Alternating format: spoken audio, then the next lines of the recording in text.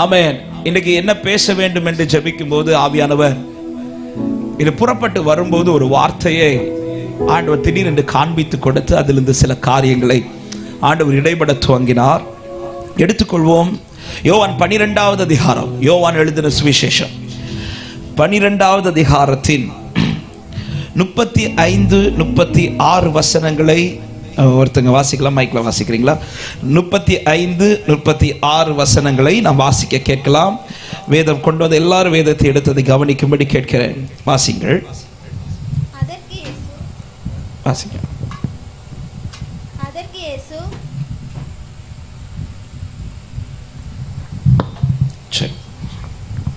அதற்கு இயேசு, இன்னும் கொஞ்ச காலம் ஒளி உங்களிடத்தில் இருக்கும், இருளில் நீங்கள் அகப்படாதபடிக்கு ஒளி உங்களோடு இருக்கையில் நடவுங்கள். இருளில் நடக்கிறவன் தான் போகிற இடம் இன்னதென்று அறியான்.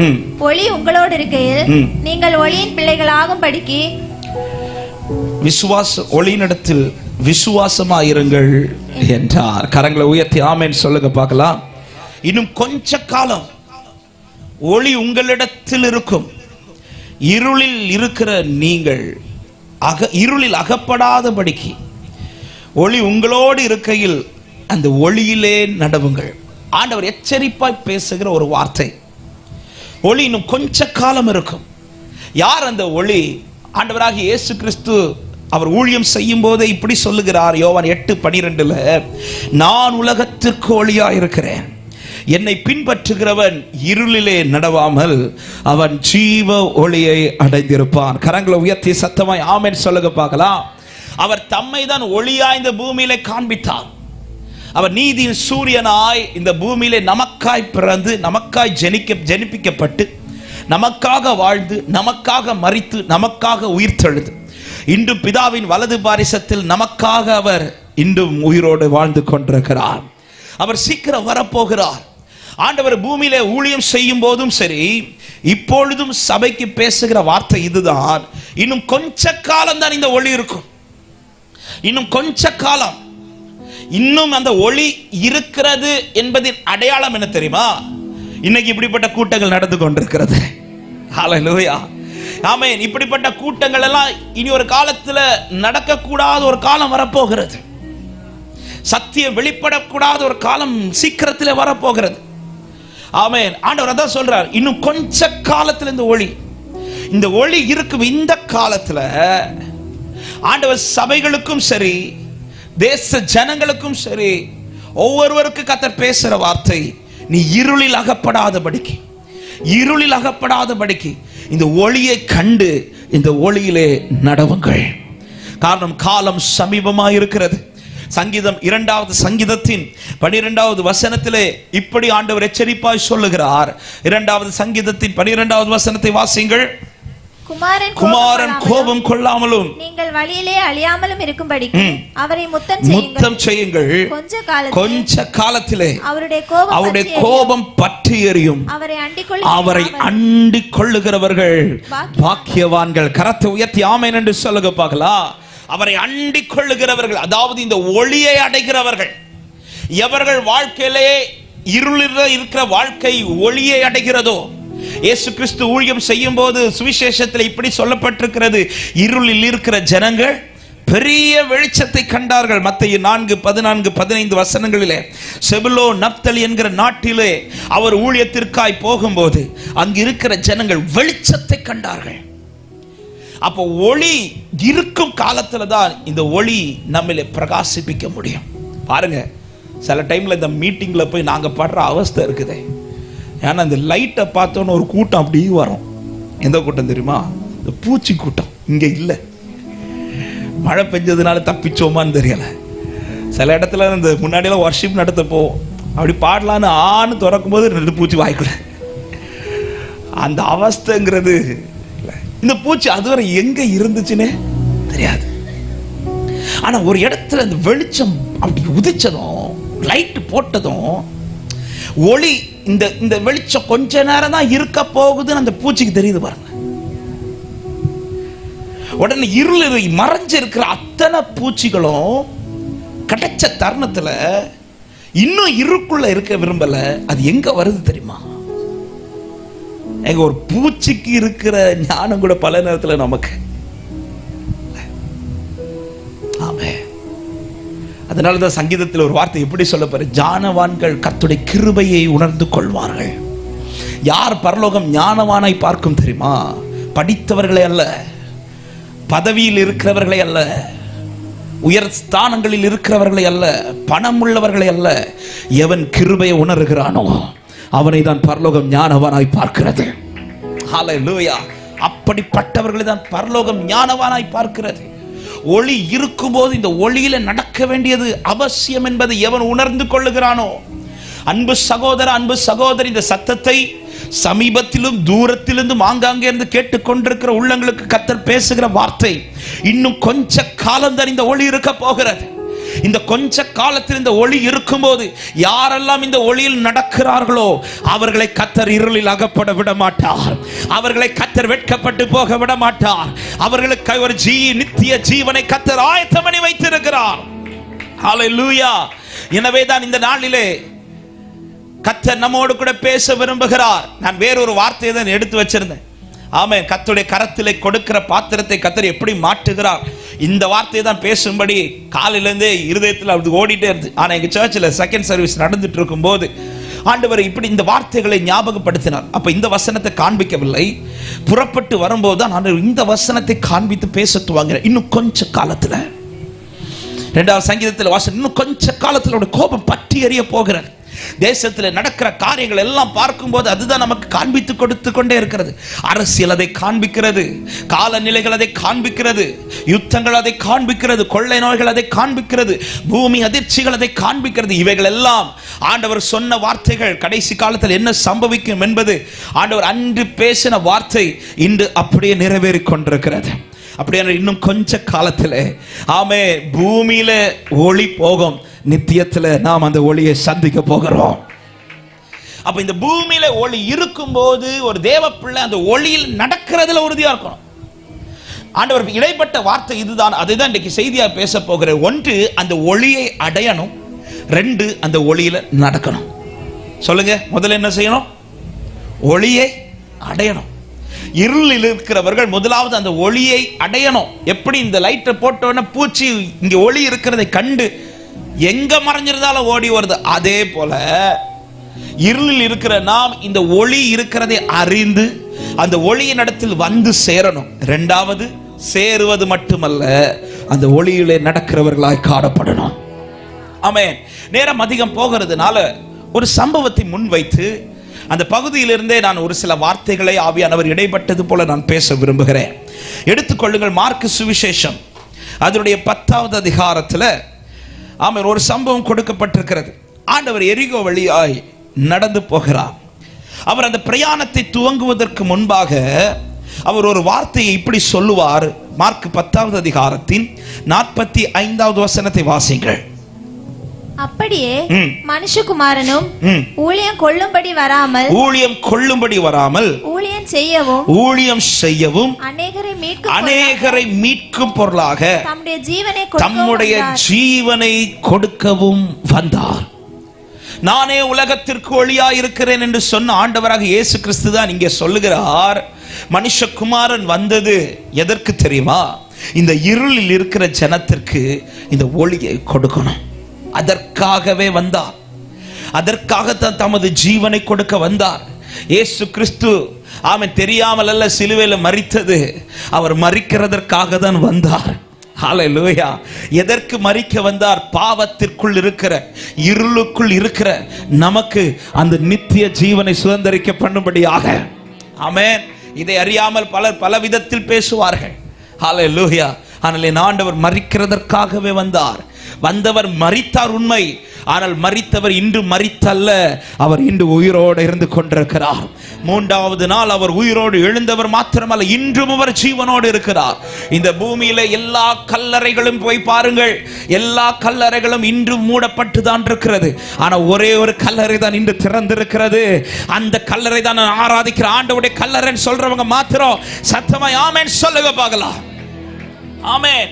ஆண்டவர் சொல்லுகிற வார்த்தை, நான் வந்தது இந்த ஒளியை ஜனத்துக்கு கொடுக்கணும், ஜனத்தை மீட்கும்படியாகவே வந்தேன். இதை சொல்லிவிட்டு இப்பொழுது எரிகோ வழியாய் பிரயாணம் பண்ணுகிறார். நான் ஆவிக்குரிய கண்ணோட்டத்தோடு பேச விரும்புகிறேன். இந்த வார்த்தையை சொல்லிவிட்டு இனி ஒரு சம்பவம் நடக்க போகுது. அது என்ன சம்பவம்னா, எரிகோ வழியா போகும்போது அந்த வழியிலே வேதம் சொல்லுகிறது 46வது வசனத்துல வாசிங்கள். பின்பு அவர்கள் எரிகோவுக்கு வந்தார்கள். அவரும் அவருடைய சீஷர்களும் திரளான ஜனங்களும் எரிகோவை விட்டு புறப்படுகிற போது திமேயுவின் மகனாகிய பர்திமேயு என்கிற ஒரு குருடன் இருக்கிறான். நல்லா கவனிங்க. நான் மீட்கவே வந்தேன் என்று சொல்லிவிட்டு அடுத்து ஒரு டிராவல் பண்றார். அந்த டிராவல்ல ஒருத்தனை பார்க்கிறார். அவருடைய வாழ்க்கை எப்படி இருக்கிறது என்றால், கண்கள் மூடி இருக்கிறது. ஆவிக்குரிய அர்த்தத்தோடு பேச விரும்புறேன். ஒருத்தர் லைஃபை பார்க்கிறார். அவன் இருளுக்குள்ள இருக்கிறான்.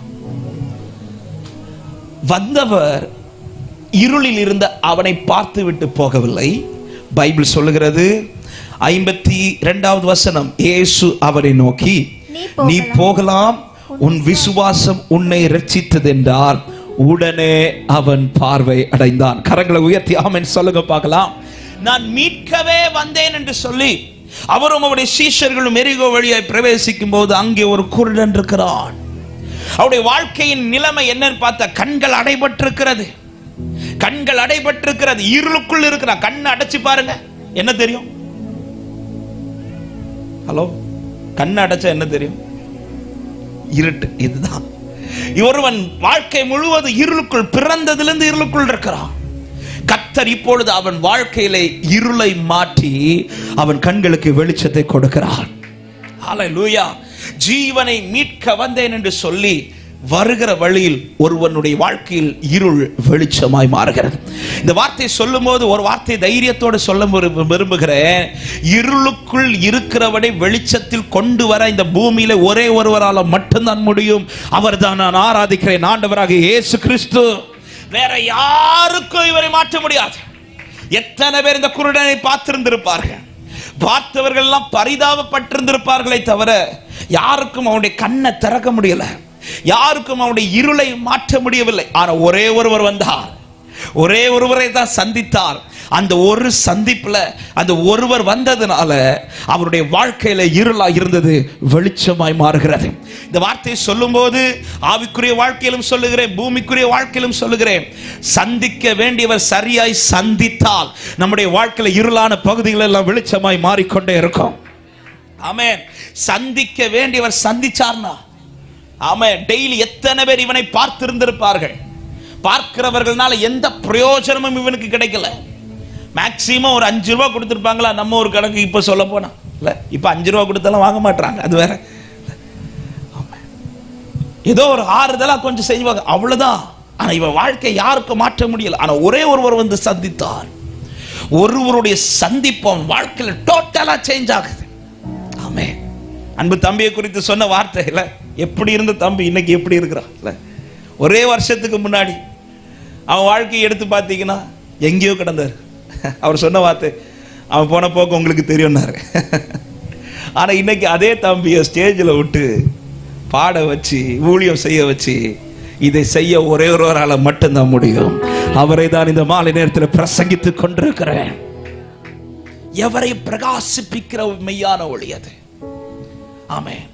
அப்போ இந்த பார்வையற்றிருந்த இவனை, இருளுக்குள் இருந்த இவனுக்கு இப்பொழுது இந்த வெளிச்சம் உண்டாக காரணம், பார்த்த உடனே அவர் கொடுக்கவில்லை. அதுதான் இன்னைக்கு செய்தி. இவன் இந்த ஒளியை அடைவதற்கு இவன் செய்த சில காரியங்கள் இருந்துச்சு. ஆமென். இதை நாம் செய்தால் நம்முடைய வாழ்க்கை என்றைக்கும் இருளில் இருக்காது, வெளிச்சத்தில் தான் நடந்து கொண்டிருப்போம். முதலாவது இந்த பகுதியிலிருந்தே ஒளியை அடையாதிருக்கிறவர்களுக்கும் பேச போகிறேன், ஒளியை அடைந்திருக்கிறவர்களுக்கும் பேச போகிறேன். ஏன்னா ஆண்டவர் சொன்ன வார்த்தை ஒளியை அடையணும், ஒளியில நடக்கணும். எனவே தான் பல முறை நீங்க புதிய ஏற்பாட்டில் படிச்சீங்கன்னா ஒரு வார்த்தை ரிப்பீட்டடா வந்துட்டே இருக்கும், முடிவு பரியந்த நிலை நிற்பவனே ரட்சிக்கப்படுவான். ஒரு முறை ரட்சிக்கப்பட்டுட்டேன் என்று சொல்லி இன்னைக்கு உபதேசங்கள் எல்லாம் கொஞ்சம் வித்தியாசமாகி கொண்டிருக்கிறது. ஒரு முறை நீங்க ரட்சிக்கப்பட்டுட்டீங்கன்னா கடைசி வரை ரட்சிக்கப்பட்ட, நோ, அப்படி கிடையாது. ஒவ்வொரு நாளும் நம்ம அந்த ரட்சிப்பின் அனுபவத்தில் இருக்கணும். ஹல்லேலூயா. நேற்றுக்கு நான் பாவத்திலிருந்து கர்த்தர் என்னை மீட்டுட்டார் சொல்லிட்டு இன்னைக்கு நான் பாவம் செய்வேனே, ஆனால் நான் இன்னும் சரியான அந்த ரட்சிப்பில் நடக்கவில்லை. எனவேதான் ஒளியை அடைவது மாத்திரமல்ல முக்கியம், ஒளியில நடப்பதும் ரொம்ப ரொம்ப முக்கியம்.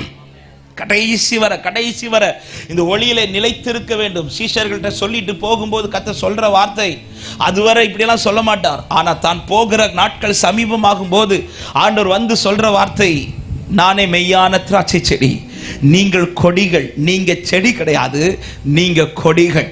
காரணம், திராட்சை செடியில எல்லாருக்கும் எதுதான் ரொம்ப தெரியும் தெரியுமா? கொடி தான் தெரியும். அந்த கொடியில் இருக்கிற பழங்கள் தான் தெரியும். எல்லாரும் பார்க்க போறது கொடியை தான் பார்க்க போவார்கள். ஆனா அந்த கொடியில ஏதாவது நடக்கணும்னா இந்த கொடி செடியோட தான் இருக்கணும். அவன் இதை சொல்லிட்டு தான் ஆண்டவர் சொல்றார், நீங்கள் என்னிலே நிலைத்திருங்கள் அப்படின்றார். என்ன இல்லாமல் உங்களால் ஒன்றுமே செய்ய முடியாது. ஆமென். கடைசி வரை நிலைத்திரு, அவருடைய வருகை மட்டும் நிலைத்திரு. ஆமென். அவர் வரும்போது நாம் நிலைத்திராவிட்டால், நான் ரட்சிக்கப்பட்டேன்னு சொல்லி பிரயோஜனம் இல்லை, நான் கிறிஸ்தவ குடும்பத்தில் பிறந்தேன் என்று சொல்லி பிரயோஜனம் இல்லை. அந்த ஒளியை அடையணும், அந்த ஒளியிலே நடக்கணும். அப்படி இந்த பர்த்திமேயுவின் வாழ்க்கையில் இந்த ஒளி கிடைப்பதற்கு இந்த பர்த்திமேயு செய்த ஒரு 3-4 காரியங்களை நான் வேகமாய் சொல்ல விரும்புகிறேன். முதலாவது இவன் செய்த காரியம் 46-47 வசனங்களை வாசியுங்கள். பின்பு அவர்கள் எரிகோவுக்கு வந்தார்கள். அவரும் அவருடைய சீஷர்களும் திரளான ஜனங்களும் எரிகோவை விட்டு புறப்படுகிற போது திமேயுவின் மகனாகிய பர்த்திமேயு என்கிற ஒரு குருடன் வழியருகே உட்கார்ந்து பிச்சை கேட்டுக் கொண்டிருந்தான். அவன் நசரேயனாகிய இயேசு வருகிறார் என்று கேள்விப்பட்டதும், இயேசுவே, தாவீதின் குமாரனே, எனக்கு இறங்கும் என்று கூப்பிடத் தொடங்கினான். இவன் இருள் வெளிச்சமாவதற்கு இவன் செய்த முதல் காரியம், இயேசு, அதாவது ஒளி வருகிறது என்று தெரிந்ததும், இங்க ஒளி இருக்கிறது என்று தெரிந்ததும், அவன் அதன் பிறகு வேற யாரையும் கூப்பிடல, அவருடைய நாமத்தை சொல்லி கூப்பிட தொடங்குகிறான். ஒருத்தன் ஒளியை அடைய வேண்டுமானால் அல்லது ரட்சிப்பை அடைய வேண்டுமானால் அவன் செய்ய வேண்டிய முதல் காரியம் அவன் நாமத்தை சொல்லி கூப்பிடணும். யோவேல் 2வது அதிகாரம் கடைசி வசனம் இப்படி சொல்லப்படுகிறது, எவன் அவருடைய நாமத்தை தொழுது கொள்ளுகிறானோ அவன் ரட்சிக்கப்படுவான். அது ஒரு மொழிபெயர்ப்பில் இப்படி கொடுக்கப்பட்டிருக்கிறது, அந்த நாமத்தை அவன் உச்சரிக்கிறானோ, அவரை கூப்பிடுகிறான். எப்பா நீ அவனை கூப்பிடுன்னு யாரும் சொல்லவில்லை, ஆனா ஒளி இருக்குதுன்னு தெரிஞ்சதும், இயேசு வருகிறார் என்று கேள்விப்பட்டதும், இன்னொரு மொழிபெயர்ப்பில் இன்னொரு சுவிசேஷத்தில் இப்படி சொல்லப்பட்டிருக்கிறது, அவன் கூப்பிட்டு கேட்கிறான், என்ன இங்க சத்தம், இங்க யார் வரா? அப்பொழுது அவனுக்கு அறிவிக்கிறார்கள், இந்த வழியா இயேசு போகிறார் என்று. அவனை பார்க்க வரல, ஆனா அந்த வழி, அந்த ஒளி வருதுன்னு தெரிஞ்சதும், இங்க ஒளி இருக்குதுன்னு தெரிஞ்சதும், அதன் பிறகு அவன் தாமதிக்கவில்லை, அவன் சத்தமிட்டு கூப்பிடுகிறான். அன்பு சபையே, ரட்சிப்பு உண்டாக வேண்டுமானால், ஒளியை அடைய வேண்டுமானால், நாம் கிறிஸ்துவை அறிகிறவர்களாய் மாத்திரமல்ல, கிறிஸ்துவை நோக்கி கூப்பிடுகிறவர்களாய் இருக்கணும்.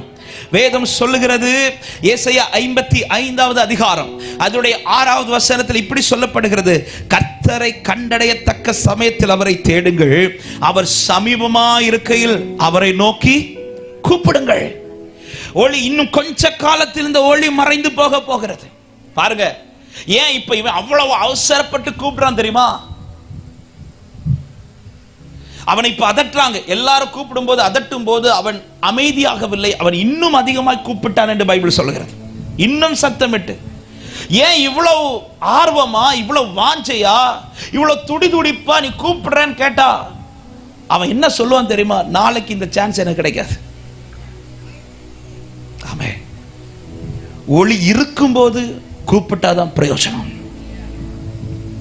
ஒளி மறைந்த பிறகு நான் என்ன கூப்பிட்டாலும் எனக்கு பிரயோஜனம் கிடையாது.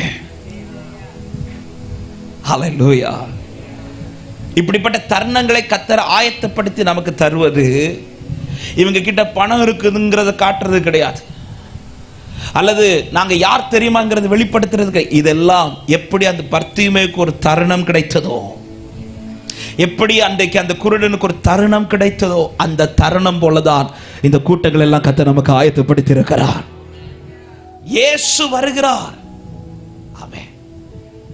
இந்த ஏன் இவன் இதை எப்படி இவனுக்கு தெரியுதுன்னா, இதுவரை இல்லாத சத்தம் அன்னைக்கு அந்த தெருவில் கேட்குது. தெருவில் இயேசு வந்தா மட்டும்தான் சத்தம் வருமா? எத்தனை டெய்லி சத்தம் கேட்கும்ல இல்ல? எத்தனை வண்டிகள் இன்னைக்கு வண்டிகள் போகுது, அன்னைக்கெல்லாம் எத்தனை பேர் நடந்திருப்பாங்க இல்ல? ஆடு மாடுகள் போற சத்தம் கேட்டிருக்கோம். டெய்லி யார் இங்க போறான்னு கேட்காதவன் இன்னைக்கு கேட்கிறான்.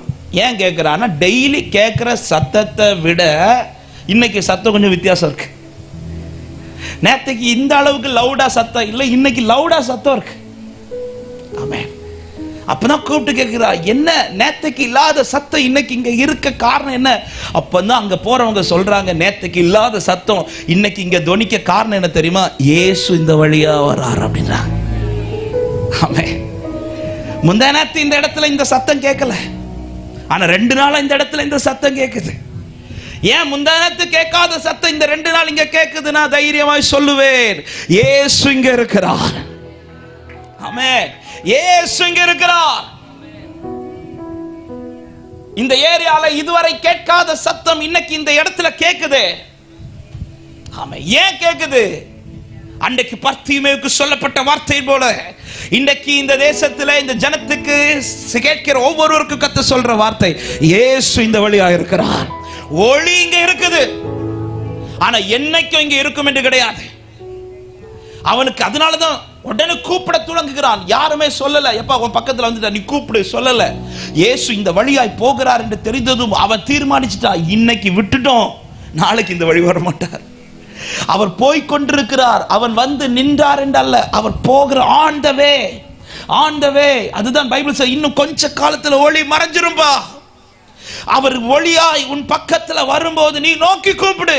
அவர் போகிற தருணத்தை பார்த்து தன்னை கிராஸ் பண்ணி அவர் போயிட்டு இருக்கும்போது அவன் சத்தமிட்டு கூப்பிடுறான். ஆமென். அதட்டின பிறகும் அவன் விடவில்லை, கூப்பிடுகிறான் சத்தமிட்டு. ஏன்பா இன்னும் கூப்பிடுற? இன்னைக்கு விட்டா நாளைக்கு ஒரு சான்ஸ் எனக்கு கிடைக்காது. அன்பு சகோதரர், அன்பு சகோதரி, இன்றைக்கு விட்டா நாளைக்கு பார்த்துக்கலாம், இப்படி தட்டிராதீங்க. ஒளி இருக்கும் போதே நோக்கி கூப்பிடுங்கள், அந்த ஒளியை நீங்கள் சுதந்தரித்துக் கொள்வீர்கள். ஆமென். என்றைக்கும் இப்படிப்பட்ட சத்தம் கேட்காது, என்றைக்கும் இப்படிப்பட்ட தருணங்கள் கிடைக்காது. ஆமென். ஆமென். நேத்தைக்கு எனக்கு இந்த தருணம் கிடைச்சது, இன்னைக்கு தருணம் கிடைக்குது, எனவே நாளைக்கு தருணம் கிடைக்கும், பார்த்துக்கலாம். நாளைக்கு வந்து அந்த ஒளியை கூப்பிட நோ முடியாது. கிடைத்த தருணத்தை சரியாய் பயன்படுத்தி அவன் சத்தமிட்டு கூப்பிடுகிறான். கூப்பிடுகிறவனுக்கு தான் ஒளி, இருளை மாற்றி ஒளி உண்டாகும். பாருங்க, எகிப்துக்குள்ள ஜனங்கள் 430 வருஷம் அடிமைத்தனத்தில் இருக்கிறார்கள். இஸ்ரவேல் ஜனங்கள். ஆண்டவர் எப்பொழுது மோசே அனுப்புறதுக்கு துரிதமாக்குறார் தெரியுமா? மோசேட்ட வந்து சொல்றாரு, ஜனங்களுடைய பெருமூச்சின் சத்தம் என் காதுல எட்டிச்சு அப்படின்றார். அப்ப இதுவரை யார அவரை நோக்கி கூப்பிடல. இப்ப பெருமூச்சு, அதாவது அடிமைத்தனத்தின் அந்த கட்டு ஜாஸ்தி ஆனதும் இப்ப பெருமூச்சு விட்டு கூப்பிடுறாங்க. அவங்க எப்ப கூப்பிட தொடங்கினார்களோ அப்பதான் கர்த்தர் முச்செடியில் எழுந்தருளி மோசேயை துரிதப்படுத்துறார். நான் கூப்பிடுறது வர ஒளி என்னிலே பிரவேசிக்காது. ஆமென் சொல்லுங்க பார்க்கலாம். ரோமர் 10வது அதிகாரம் 10வது வசனம் இப்படி சொல்லப்படுகிறது, நீதி உண்டாக இருதயத்திலே விசுவாசிக்கப்படும், ரட்சிப்பு உண்டாக வாயினால் அறிக்கை பண்ணப்படும். அப்ப நான் சொல்லி கூப்பிடணும். முதல்ல ஆண்டவரே எனக்குள்ள அந்த ஒளியை தாங்க. நான் கூப்பிடாமல் அவர் எனக்குள் வரமாட்டார். இதோ வாசற்படி நின்று நான் கதவை தட்டுகிறேன், ஒருவன் என் சத்தத்தை கேட்டு, அடுத்த வார்த்தை சொல்லுங்க, நான் திறந்து வருவேன்னு சொன்னாரா? நீ திறந்தா வருவேன்னாரா? அவர் கதவை உடைச்சிட்டு வர முடியுமா? முடியாதா? முடியும். ஆனா அப்படி செய்ய மாட்டார். அவர் நல்ல தகப்பன், அவர் நல்ல தேவன். அவர் தட்டுவா. இன்னைக்கு தட்டிட்டு இருக்கிறார். ஒவ்வொரு ஜனத்தின் வாசலை கத்த தட்டிட்டு இருக்கிறார். சிதறுண்ட ஆடுகளை போரில் இருக்கிறவர்களுடைய வாசல்களை தட்டி கொண்டிருக்கிறார். இந்த சத்தத்தை கேட்டு ஒளி இருக்கும் போது எவன் கதவை திறக்கிறானோ அவன் யாரா இருக்கட்டும், படித்தவனாக இருக்கட்டும், படியாதவனா இருக்கட்டும், அழகுள்ளவனா இருக்கட்டும், அழகில்லாதவனா இருக்கட்டும், தகுதி உள்ளவனா இருக்கட்டும், தகுதி இல்லாதவனா இருக்கட்டும், அந்தஸ்து உள்ளவனா இருக்கட்டும், அந்தஸ்து இல்லாதவனா இருக்க, எந்த ஜாதியா இருக்கட்டும், தட்டுகிறதை திறந்தால் அவர் அவருக்குள் வந்து வாசம் பண்ண வல்லவராக இருக்கிறார். ஹalleluya. தட்டும்போது திறக்கிறவன் இருதயத்திலே இந்த வெளிச்சம் உதிக்கும். ஆமென். ஹalleluya. ஆமா, இந்த வீட்டுக்கு போலாமா, இந்த வீட்டில் ஒளியை கொடுக்கலாமா, இப்படி தகுதி பார்த்து போகிறவர் அல்ல. திறந்தா எந்த வீடானாலும் போவார். ஆமென். எந்த வீடானாலும் போவார். நீ தட்டும்போது திறந்துரு. இப்பொழுது இவன் ஒளி போகிறார் என்று தெரிந்ததும் சத்தமிட்டு கூப்பிடுறான். ஏன்னா அவருக்கு ஒன்று தெரிந்திருந்தது, அவரை நோக்கி கூப்பிட்டார் என் இருள் மாறும். நோக்கி கூப்பிடுகிறவருடைய இருளே கர்த்தர் மாற்றுவார். எரேமியா 33:3 தெரிந்த வார்த்தை. ஆண்டவர் சொல்ற, என்னை நோக்கி கூப்பிடு, அப்பொழுது நான் உனக்கு உத்தரவு கொடுத்து நீ அறியாததும் உனக்கு எட்டாததுமான பெரிய காரியங்களை செய்வேன். நான் நோக்கி கூப்பிட்டா என் ஆண்டவர் எனக்கு உத்தரவு கொடுப்பார். கரத்தை உயர்த்தி ஆமென் சொல்லுங்க பார்க்கலாம். எனவே தான் இவன் காலத்தை பிரயோஜனப்படுத்தி, அன்பு சகோதரா, ஏன் இந்த சத்தங்கள் தொனிக்கப்பட்டு கொண்டிருக்கிறது என்றால், காலம் இனி இல்லை. கடைசி காலத்தில் வாழ்ந்து கொண்டிருக்கிறோம். ஆமே, இத்தனை ஆண்டு காலம் நம்மளால வாழ்வோம் என்று ஒரு கேரண்டி கிடையாது. இல்ல, கொரோனா வந்து சூப்பரா நமக்கு கற்றுக் கொடுத்துட்டு போயிடுச்சு. இல்ல, இத்தனை வயசு வரை நம்மளால நிற்க முடியும் சொல்ல முடியாது. ஆமா, எப்போ என்ன நடக்குது ஒண்ணுமே தெரியாது. நம்முடைய வாழ்க்கையை துவங்கி விட்டுட்டார் ஆண்டவர். எப்போ முடியும்னு நமக்கு தெரியாது. ஆனா முடிவதற்குள்ளாக ஒரு காரியத்தில் உறுதியா இருக்கணும். ஒளியை அடையணும், ஒளியில நடக்கணும். அப்படிப்பட்டவர்கள் இருளிலே சேதமாக மாட்டார்கள். ஆமென். ஹalleluya. அதற்கு தான் இன்றும் ஜீவனை தந்து கொண்டிருக்கிறார். கிருபை ஒவ்வொரு நாளும் பாராட்டி கொண்டிருப்பது. ஆமென். இதற்காக தான் நாம் ஒளியிலே ஸ்திரப்பட வேண்டும் என்பதை கர்த்தர் விரும்புகிறார். ஒளியில் இருக்கிறவனுக்கு மட்டும்தான் நித்திய ஜீவனை அடைய முடியும். அப்ப இந்த ஒளியை அடையணும்னா நான் நோக்கி கூப்பிடணும். ஒளியை அடையாதவர்கள் நோக்கி கூப்பிடணும். ஆமென். இந்த நோக்கி கூப்பிடுகிற அனுபவம் என்பது அடைவதற்கு மட்டுமல்ல, டெய்லி நம்முடைய லைஃப்ல இருக்கும். இன்னைக்கு ரட்சிக்கப்படுகிற ஆரம்பத்தில் நாம நோக்கி கூப்பிட்டோம் அநேகர். ஆனா இன்னைக்கு அநேகருடைய வாழ்க்கையில இந்த அனுபவம் நஷ்டப்பட்டுடுச்சு. கடந்த வருஷத்தின் கடைசி நாட்கள்ல, அதாவது டிசம்பர்ல சில ஊழியங்களை செய்து, ஒரு நாள் ஒரு சாட்டர்டே நைட் எங்கள் சர்ச்சில் ஒரு வர்ஷிப் நடக்கும். அந்த வர்ஷிப் நடத்திட்டு இருக்கும்போது ஆண்டவர் திடீர்னு, நான் ஸ்டேஜில் அப்படி நடத்திட்டு இருக்கும்போது என்கிட்ட ஆண்டவர் இடைப்படுறார். நீ உண்மையிலேயே ஆதியில கொண்டிருந்த வைராக்கியம் என் மேல வச்சிருக்கிறேன்னு கேட்டார். ஆதியில வச்சிருந்த அந்த அன்பு உண்மையிலே என் மேல இருக்குதா அப்படின்னு கேட்டார். எனக்கு அப்படி ஷாக் ஆகி ஸ்டேஜில் நடத்திட்டு இருக்கிறேன் பாட்டு. அப்படி ஆராதனை நடத்திட்டு இருக்கும்போது அந்த வார்த்தை எனக்குள்ள வந்து எனக்குள்ள ஒட்டையுது. என்கிட்ட இடைப்பட்டது. ஆரம்பத்தில் என் கூட இருந்த அந்த டைம், என் கூட அந்த டைம் ஸ்பெண்ட் பண்ணி என் கூடவே இருந்து என்னை நோக்கிட்டே இருந்தியே, இன்னைக்கு அந்த அனுபவம் எப்படி இருக்குது அப்படின்னு கேட்டார். ஆமென். இங்க இருக்கிற அநேக ரட்சிக்கப்பட்ட அன்பு உள்ளங்கள், நான் இந்த கேள்வி உங்க முன்னாடி கேட்கிறேன். எவ்வளவு தூரம் ஆண்டவரோடு இருக்கிறோம்? எவ்வளவு தூரம் ஆண்டவரோடு இருக்கிறோம்? ஏதாவது தேவைனா கூப்பிடுறோம்? எப்பவுமே கூப்பிடுறோமா? ஹல்லேலூயா. ஏதாவது நெருக்கம் வந்தா கூப்பிடுறோம்? எப்பவுமே கூப்பிடுறோமா? இன்னைக்கு பலர் சொல்ற ஒரு ப்ரேயர் ரிக்வெஸ்ட்ல என்ன தெரியுமா? என்ன ரீசெண்டா போன வருஷத்துலேருந்து என்கிட்ட வந்து ப்ரேயருக்கு வரக்கூடிய அநேகர் சொல்கிற வார்த்தை, பாஸ்டர் பழையது போல் எங்களால் ஜெபிக்க முடியலை. முன்னாடி அதிகாலையில் எழும்பி ஜெபிப்பேன், அந்த டைமில் எழுப்பி ஜெபிப்பேன், ஆண்டவர் என்ன எழுப்பி விடுவார் ஜெபிப்பேன். ஆனால் இன்னைக்கு பழையது போல் எனக்கு அவர் சமூகத்தில் உட்கார முடியலை. ஆமென். இன்னைக்கு சாத்தா அங்கே தான் கை வைக்கிறான். எனக்கு ஒரு மீட்டிங் ஞாபகம் இருக்கு. இங்கே தலைமை போதகர் அவங்க தான் செய்தி, நான் அப்போ வர்ஷிப், அந்த வர்ஷிப் முடிச்சுட்டு அவங்க செய்தி கொடுக்குறாங்க. செய்தி கொடுத்துக்கும்போது திடீர்னு ஒரு கொஸ்டின் கேட்டான். என்ன கொஸ்டின்னா, இன்னைக்கு காலையில் பைபிள் வாசிச்சு ப்ரேயர் பண்ணவங்களாம் கை தூக்குங்கன்ட்டான். நான் இப்போ சொல்ல மாட்டேன், சிலரில் யோசிக்கிறேன் ஒருவேளை இவர் கேட்பாரான். நான் இப்போ ஸ்டேஜிலேருந்து இப்படி பார்க்குறேன். ஏன்னா பொதுவாகவே கிறிஸ்டியன்ஸுடைய ஒரு பேசிக்கே அதான் இல்லை, மார்னிங் எழும்புனா படுவோம், ப்ரேயர் பண்ணுவோம், பைபிள் படிப்போம், ராத்திரி தூங்குறதுக்கு முன்னாடி ப்ரேயர் பண்ணுவோம், இது வந்து காமன் எல்லா கிறிஸ்டியன்ஸ் லைஃப்பில். பெரியவங்களும் செய்வோம், சின்ன பிள்ளைகளே செய்ய நம்ம படிப்போம். அப்போ அன்னைக்கு திடீர்னு ஒரு கொஸ்டின், இந்த கொஸ்டின் கேட்டேன். நான் இப்படி கேட்பான்னு தெரியல. இப்படி கேட்டோடனே அப்படி பார்க்குறேன், கீழே ஒரு 4-5 பாட்டிமார் மட்டும் கை தூக்குனா. எனக்கு அப்படி பார்த்துட்டு ஷாக் ஆயிடுச்சு. ஏன்னா வேற யாருமே கை தூக்கல. அப்பதான் புரிஞ்சுக்கிட்டேன், சாத்தா எங்க கை வைக்கிறான் பாருங்க. கூப்பிடுற அனுபவம், அதாவது ஆண்டவரோடு பேசுற அனுபவம் டெய்லி ஒரு தேவ பிள்ளையுடைய லைஃப்ல இருக்கணும். இந்த உறவுல இருக்கிற அனுபவம் டெய்லி தேவை. ஆமென். இன்னைக்கு அந்த கூப்பிடுற அனுபவம் என்கிட்ட இல்லை என்றால் நான் இன்னும் அந்த ஒளியில நடக்கவில்லை என்ற அர்த்தம். ஒளி அடைஞ்சேன், ஆனா நடக்கல.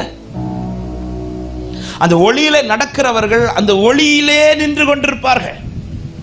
ஆதாமை ஏதேன் தோட்டத்தில் கர்த்தர் உருவாக்கி நிறுத்தினது பழம் சாப்பிடுவதற்கு மட்டும் கிடையாது, அவரோடு கூட பழகிறதற்காக. ஆனா அவனுக்கு பழகிறதை விட எதுதான் முக்கியமாயிடுச்சுன்னா பழம் முக்கியமாயிடுச்சு. அதனாலதான் அந்த கனி புசிக்க கூடாது சொன்ன கனி அது புசிக்கணும்னு ஒரு ஏக்கம் வருது. சாத்தானுக்கு தெரியும் இந்த கனியை இவன் புசிக்க வச்சுட்டா அவரோடு உள்ள பழக்கம் கட்டாயிருங்கிறது தெரிஞ்சதுனால அவன் டீவியேட் பண்றான், ட்ராக்க மாத்துறான். அன்பு உள்ளமே, இந்த வார்த்தையை சொல்லும் போது தேவனால் ரட்சிக்கப்பட்டு அழைக்கப்பட்டு தேவ சமூகத்தில் ஆராதித்துக் கொண்டிருக்கிற உள்ளங்களுக்கு ஒரு கேள்வி கேட்கிறேன். உங்களுக்கும் ஆண்டவருக்கும் இடையே உள்ள உறவு எப்படி இருக்கிறது? உங்களுக்கும் ஆண்டவருக்கும் இடையே உள்ள பழக்கம் எப்படி இருக்கிறது? ஹல்லேலூயா. ஒளியை அடைகிறவர்களாய் இருக்கணும், அதே போல ஒளியிலே நடக்கிறவர்களாக இருக்கணும். ஆமென். அடைவதற்கும் நோக்கி கூப்பிடணும், நடப்பதற்கும் அவரையே நோக்கி கூப்பிட்டு கொண்டிருக்கணும். அடைவதற்கு நான் எப்படி நோக்கி கூப்பிட்டு கதறினோ அதே போல அந்த ஒளியில நடப்பதற்கும் டெய்லி என் லைஃப்ல, என் பர்சனல் லைஃப்ல, என் தனிப்பட்ட வாழ்க்கையில ஆண்டவரோட உறவு ரொம்ப ரொம்ப முக்கியம். ஆமென். இது ஒருத்தங்க சொல்லி நான் செய்யக்கூடாது. இங்க யாரும் இவன் கிட்ட ஃபோர்ஸ் பண்ணி ஆண்டவர் வாரா நீ கூப்பிடு இப்படி சொல்லி அல்ல. ஆராதிக்கும் போது அப்படிதான், ஆண்டவர் ஆராதிக்க வந்து உட்காரும் போது இங்க இருந்து ஒருத்தங்க சொல்லி அல்ல. இன்னைக்கு சொல்லணும், கை தட்டுங்க, கையை தூக்குங்க இல்ல. ஆமென். நாங்க சொல்றதுனால வேற வழி இல்லாம நீங்க செய்வீங்க, அப்படி அல்ல. எப்பா ஏன்பா கையை வைத்து ஆராதிக்கிற, ஏன் நீ அவரே கூப்பிடுற? எப்பா ஒளியை அடைஞ்சது மட்டும் இல்ல, அந்த ஒளியில நடக்கிறவனா இருக்கணும். ஆமா, இந்த கொஸ்டின் கேட்கும் போது எத்தனை பேர் சொல்ல முடியும்? ரீசெண்டா பல இடத்துல இந்த சாட்சியை ஆண்டவர் சொல்ல வச்சாரு. எனக்கு பிள்ளை 4 வருஷம் கழிச்சு எனக்கு ஒரு பையன் பிறக்கிறான், ஐசக். அந்த பிள்ளை பிறந்து எனக்கு ஒரு பெரிய சாட்சி. அவன் இப்போ பிறந்து வளர தொடங்குறான். 6 மாதம் ஆகுது, 7 மாதம் ஆகுது, 8 மாதம் ஆகுது. இந்த பிள்ளைங்க வளரும் போது அடுத்த பெற்றோருடைய ஆசை என்ன தெரியுமா? பிள்ளை வாயை திறந்து என்ன சொல்லணும்? அப்பா சொல்லணும், அம்மா சொல்லணும் இல்லை? அப்போ எனக்கு வந்து என் பிள்ளை சத்தத்தில் அப்பான்னு கேட்கணும். ஏன்னா பிள்ளைக்கு வேண்டி கதற வச்சுட்டார் ஆண்டவர். கதறி ஆண்டவர் கிருபையினால பிள்ளையை கொடுத்தார். இப்போ பிள்ளைக்கு வாய்ஸில் எனக்கு அப்பான்னு சொல்றது கேட்கணும். அப்போ நான் 6 மாதத்துலேருந்து அவன் பக்கத்துலேருந்து சில டைம் சொல்லுவேன், அப்பா சொல்கிறா, அப்பா சொல்கிறான்னு. அவன் வந்து 6 மாதத்துக்கு பிறகு என்ன சொல்ல தொடங்கினா, ஃபஸ்ட்டு அவன் சொன்ன வார்த்தை அல்லேலூயாக்கா ஐயூயா அப்படின்வான். அடுத்து அவன் சொன்ன வார்த்தை அம்மான்ட்டான். யாரை பார்த்தாலும் அம்மா, என்ன பார்த்தாலும் அம்மா, என் ஒய்ஃபை பார்த்தாலும் அம்மா, எங்கள் அம்மாவை பார்த்தாலும் அம்மா, யாரை பார்த்தாலும் அம்மான்னு கூப்பிட்டா இது என் ஒய்ஃபுக்கு வந்து பயங்கர கெத்தாயிடுச்சு. பார்த்தீங்களா, என் பிள்ளைக்கு என் மேலே தான் பாசன்ட்டு. அது பிறகு பாட்டிக்கு பாப்பின்னுவான். கஷ்டமான வார்த்தையெல்லாம் படிச்சிட்டான். ஆனால் ஒரே ஒரு வார்த்தை மட்டும் வரல. என்ன வார்த்தை தெரியுமா? அப்பா. நான் பக்கத்துலேருந்து டீச் பண்ணுவேன், அப்பா சொல்கிறா ஆன்னு வந்துட்டு அம்மான்றோம். அப்படியே மூக்கிலே குத்தணும் போல தோணும். அவ்வளோ ஏன்னா கஷ்டமான வார்த்தையெல்லாம் சொல்லிட்டியே, இந்த அப்பான்னு சொல்ற வார்த்தை உனக்கு என்ன கஷ்டம் இப்படி சொல்லிட்டு 8 மாதம் ஆயிடுச்சு, 1 வருஷம் ஆயிடுச்சு, 1.25 வருஷம் ஆயிடுச்சு. இப்போ 1 வயசெல்லாம் தாண்டியாச்சு. 6 மாதம் 8 மாதத்துக்கு அப்புறம் அவன் அப்பா சொல்லிட்டு எனக்கு கொஞ்சம் ஃபீல் ஆயிடுச்சு. இப்போ 1.25 வயசுக்கு அப்புறம் எங்கள் சர்ச்சில் ஒரு யூத் மீட்டிங் நடக்குது. அந்த யூத் மீட்டிங்கில் ஆராதனை நடத்துகிறேன். ஆராதனையில் இந்த பாட்டை நீங்கள் கேட்டிருப்பீங்க, அப்பா அப்பா மகனா உன் மகள்னா. இந்த பாட்டை பாடி ஆராதனை முடியுது, வர்ஷிப் முடியுது, யூத் மீட்டிங் முடிச்சாச்சு. முடிச்சுட்டு ஈவினிங் போல் என் ரூமில் நானும் என் பிள்ளை அப்புறம் எங்கள் அண்ணனுடைய பொண்ணு ஜாஃபியா 3 பேரும் பெட்டில் உட்காந்துட்டு இருக்கேன். என் ஒய்ஃப் அப்போ கிச்சனில் இருக்கிறான். அப்போ எங்கள் வீட்டில் என் ரூமில் ஒரு சின்ன ஸ்பீக்கர் உண்டு. அந்த ஸ்பீக்கரில் இந்த காலையில் நடந்த ஆராதனையை லைவ் இருந்ததுனால அதை அப்படியே போட்டு விட்டுட்டு அப்போ அந்த ஆராதனை செஷனில் இந்த சாங் வருது, அப்பாங்கிற பாட்டு வருது. அந்த செஷன் வரும்போது நான் என்ன பண்ணேன்னா கிச்சனில் தண்ணி குடிச்சிட்டு வரலான்ட்டு தண்ணி குடிக்க அப்படி கிச்சனில் போயிட்டு திரும்ப வார அப்போ என் பெட்டில் வந்து எங்கள் அண்ணன் பொண்ணும் என் பையனும் இருக்கிறான். அவங்களாம் அப்படி சும்மா அப்படி பாடி ஆராதிக்கிற மாதிரி இவன் கை தட்டிட்டுலாம் இருக்கிறான். திரும்ப வரும்போது என் வாய்ஸில் அப்பான்ற அந்த சத்தம் கேட்குது, இன்னொரு வாய்ஸ் கேட்குது, அப்பா அப்படின்னு ஒரு சவுண்டு கேட்குது. இது என்னடா சவுண்டு, லைவ்ல ஏதாவது ஆடியோ தப்பாயிடுச்சான்னு ஓடி வந்து ரூமுக்கு வாசல் நின்று இப்படி பார்க்குற ஒருத்தர் பெட்ல இருந்து அப்பா அப்படின்னு பாடினா பாருங்க. எனக்கு வந்த சந்தோஷம் இருக்கேன், விடுவேன் நான் என் ஒய்ஃபை கூப்பிட்டேன், இங்க வா, என் பிள்ளை அப்பான்ட்டான், என் பிள்ளை அப்பான்ட்டான். எங்கள் அம்மாட்ட காட்டுறேன், ஃபோன் எடுத்து ரெக்கார்ட் பண்ணி திரும்ப திரும்ப அந்த வர்ஷிப்பு போட்டுவிட்டு ஃபோன் எடுத்து ரெக்கார்ட் பண்ணிட்டு யாருக்கு அனுப்புறது, அந்த பாட்டை ரிலீஸ் பண்ணவங்களுக்கு அனுப்புகிறேன். எப்பா உங்கள் பாட்டுனால என் பிள்ளை நான் அப்பான்ட்டாயா அப்படின்னு. எனக்கு சந்தோஷம் தாங்க முடியல. அங்கே பார்க்குறவங்கள்ட்ட எல்லாம் சொல்கிறேன், அன்னைக்கு அப்பான்னு சொல்ல தொடங்கினான், இன்னைக்கு ஒரு அப்பா சொல்லிட்டு இருக்கிறான். எனக்கு வந்த சந்தோஷம், இந்த சந்தோஷத்தில் அப்படி துள்ளி சாடி அப்படி இருக்கும்போது தான் ஆண்டவர் என்னை கூப்பிட்டார். ஆண்டவர் இடைப்பட்டார் இருதயத்தில். ஆமா, இது பிள்ளை உனக்கு எப்படி பிறந்துச்சு அப்படின்னு கேட்டார். உனக்கு பலன் இருந்ததுனால பிறந்துச்சா நான் தந்ததான்னு கேட்டார். ஆண்டவரை, என்ன ஆண்டவரை, நீங்க தந்த பிள்ளை, நான் உனக்கு தந்த பிள்ளை. ஒரு 1.25 வருஷம் உன்னை அப்பான்னு கூப்பிட்டு பேசுறது டிலே ஆனது உனக்கு வலிக்குதுல்ல? ஒரு 1.25 வருஷம் உன்னை அப்பான்னு கூப்பிடலன்னு உனக்கு வலிக்குதுல்ல? நீ என் கிட்ட இருந்து என்ன அப்பான்னு கூப்பிட்டு எவ்வளவு நாள் ஆச்சு தெரியுமான்னு கேட்டாரு. ஒரு காலத்துல எப்பவுமே நீ என்னையே பாப்படா, இப்ப அதிகமா என்ன பாக்குறத விட எல்லாத்தையும் பாக்குற. ஒளி அடையிறது வர ஆண்டவரே ரட்சிங்கப்பா, ஒரு காரியம் நடக்கிறது வர ஆண்டவரே ரட்சிங்கப்பா, அது அடைஞ்ச பிறகு ஒரு நெருக்கம் வந்தாதான் நான் அவரை கூப்பிடுவேன். நெருக்கம் விசாலமானதும் அதன் பிறகு. இன்னைக்கு உண்மையா மனசை தொட்டு நீங்க கையெல்லாம் உயர்த்த வேண்டாம். டெய்லி ஆண்டவர் கூட எவ்வளவு நேரம் ஸ்பெண்ட் பண்றோம்? பேதுருட்ட வந்து சொல்ற, பேதுரு 1 மணி நேரமாவது, அட்லீஸ்ட் 1 hour, நீ எனக்கு 24 மணி நேரத்தில் ஃபுல்லா தரண்டாம் பேதுருவே, ஒரு 1 hour ஏன் கூட ஸ்பெண்ட் பண்ணு, நீ என் கிட்ட பேசி என்னை நோக்கி கூப்பிடு. அவர் சொல்ற, நீ கூப்பிட்டு மட்டும் பாரு, நீ அறியாததும் உனக்கு எட்டாததுமான பெரிய காரியத்தை நான் செய்றேன்றார். ஹல்லேலூயா. நம்ம பிரச்சனை என்ன தெரியுமா? அவர் செய்யறதுக்காக கூப்பிடுவோம்.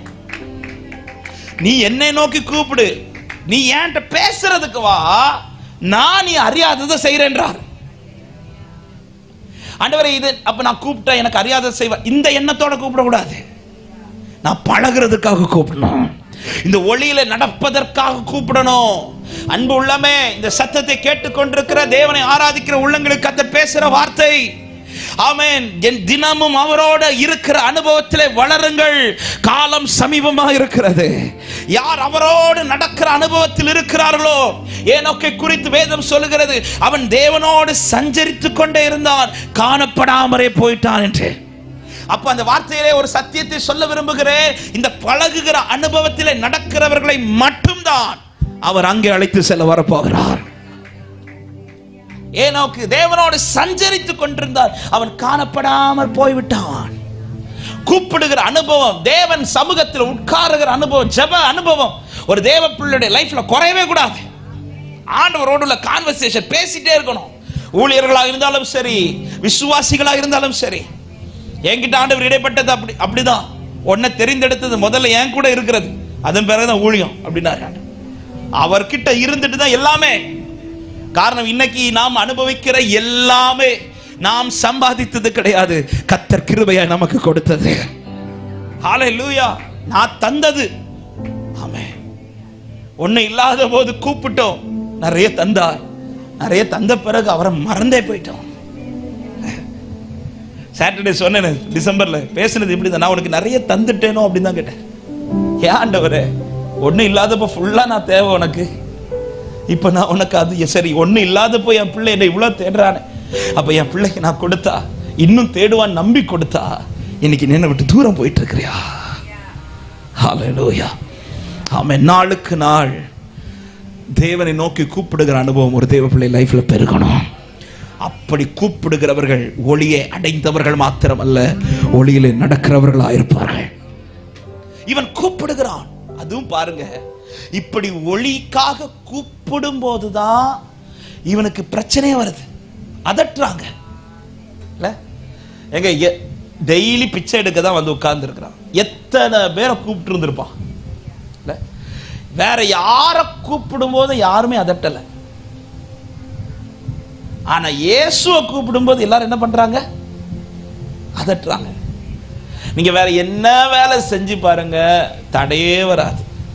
ஆனா ஜெபிக்கணும்னு உட்கார்ந்து பாருங்க, எங்க இருந்து தான் தூக்கம் வருமோ தெரியல நமக்கு. சர்ச்சைக்கு போனோன்னு புறப்படுங்க, ஏதாவது பிரச்சனை வரும். ஆண்டவருக்கு ஏதாவது செய்யணும்னு நிகழுங்க, அங்கதான் பிரச்சனையே ஸ்டார்ட் ஆகும். நீங்க வேற எந்த காரியம் செஞ்சாலும், அதாவது உலகத்துக்கு அடுத்த எந்த காரியம் செஞ்சாலும் உங்களுக்கு தடையும் வராது, பிரச்சனையும் வராது. ஆனா தேவனுக்கு அடுத்த காரியத்துல செய்ய இருப்பீங்கன்னா பிரச்சனை வருதுன்னா புரிஞ்சுக்கோங்க, விட்டுறாதீங்க. அதை விட்டுட்டீங்கன்னா அது அப்படியே உங்களை விட்டு நஷ்டப்பட்டுரும். அதனாலதான் இவன் காலத்தை பிரயோஜனப்படுத்துறான். இவன் என்ன அதட்டுறான்னு சொல்லிட்டு நான் இன்னைக்கு விட்டுட்டேன்னா நாளைக்கு இந்த சான்ஸ் எனக்கு கிடைக்காது. அதட்டுனாலும் அவன் சத்தமிட்டு கூப்பிட்டதுனால அந்த ஒளியை அவன் வாழ்க்கையில் அடைய முடிந்தது.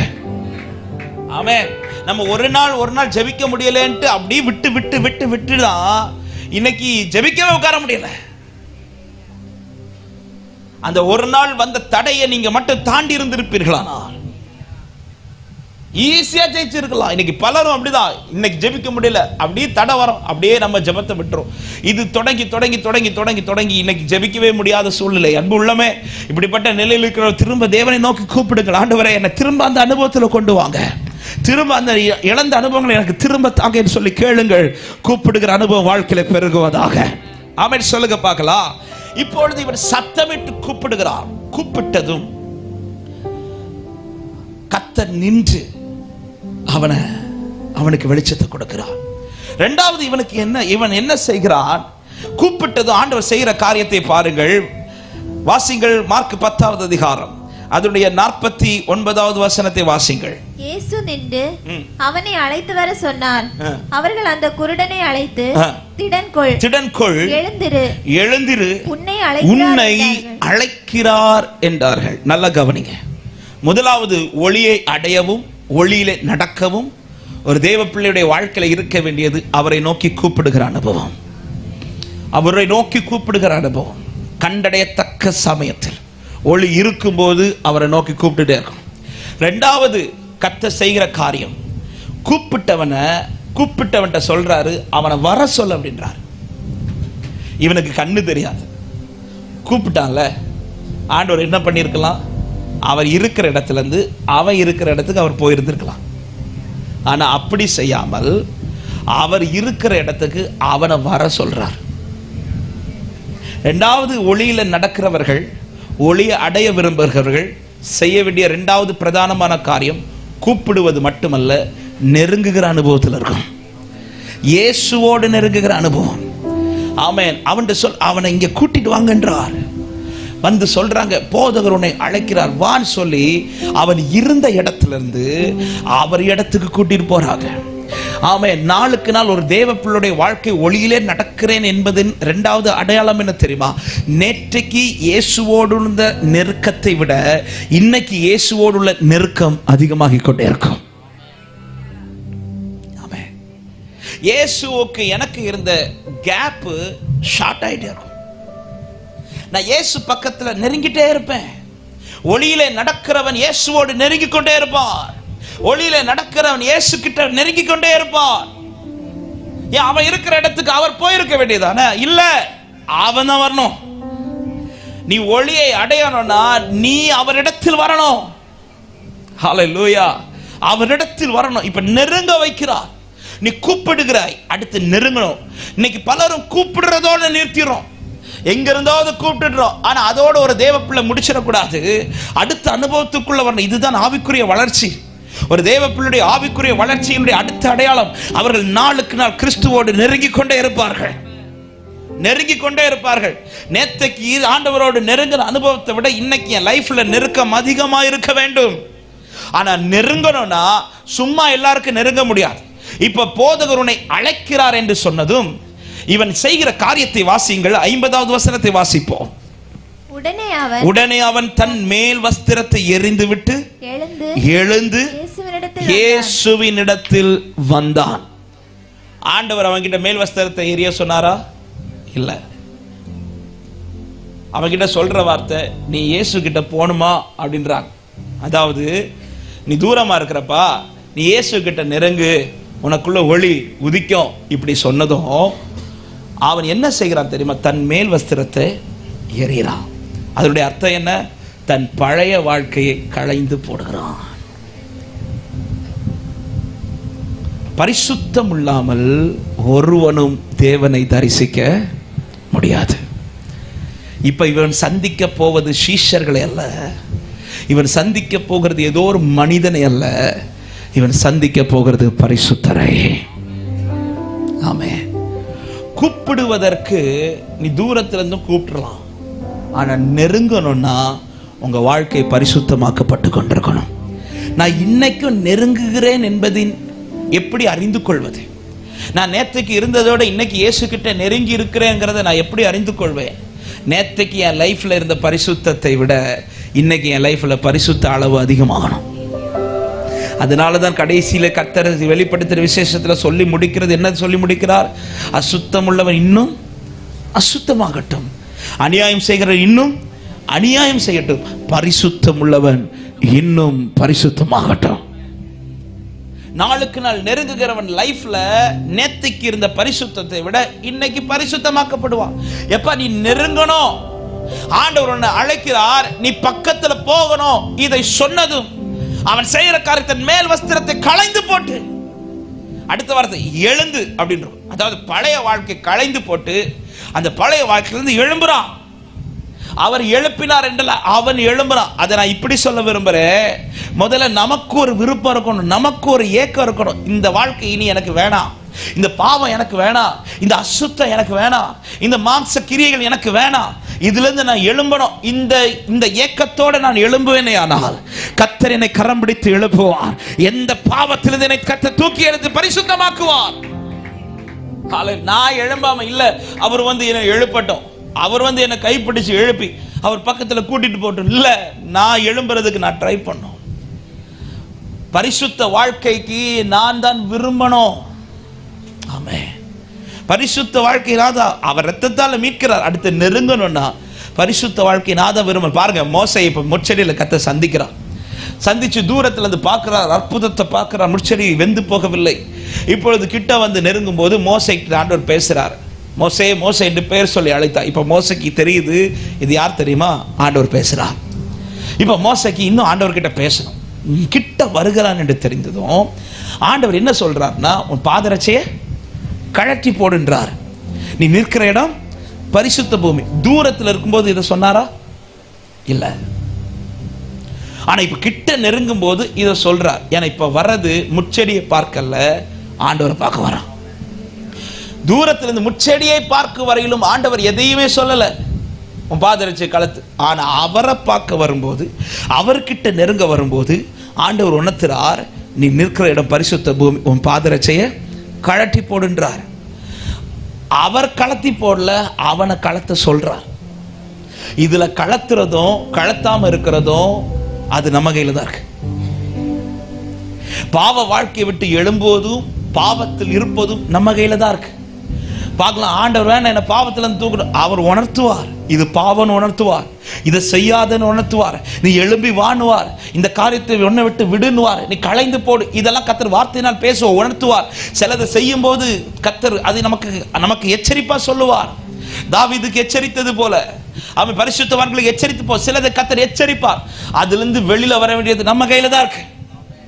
யோசேப்பை பாவத்திற்கு போத்திபாரின் மனைவி இழுத்த போது இல்ல பாத்துக்கிறேன் சொல்லி நிக்கவில்லை, அவன் கழைந்து விட்டு அவன் தான்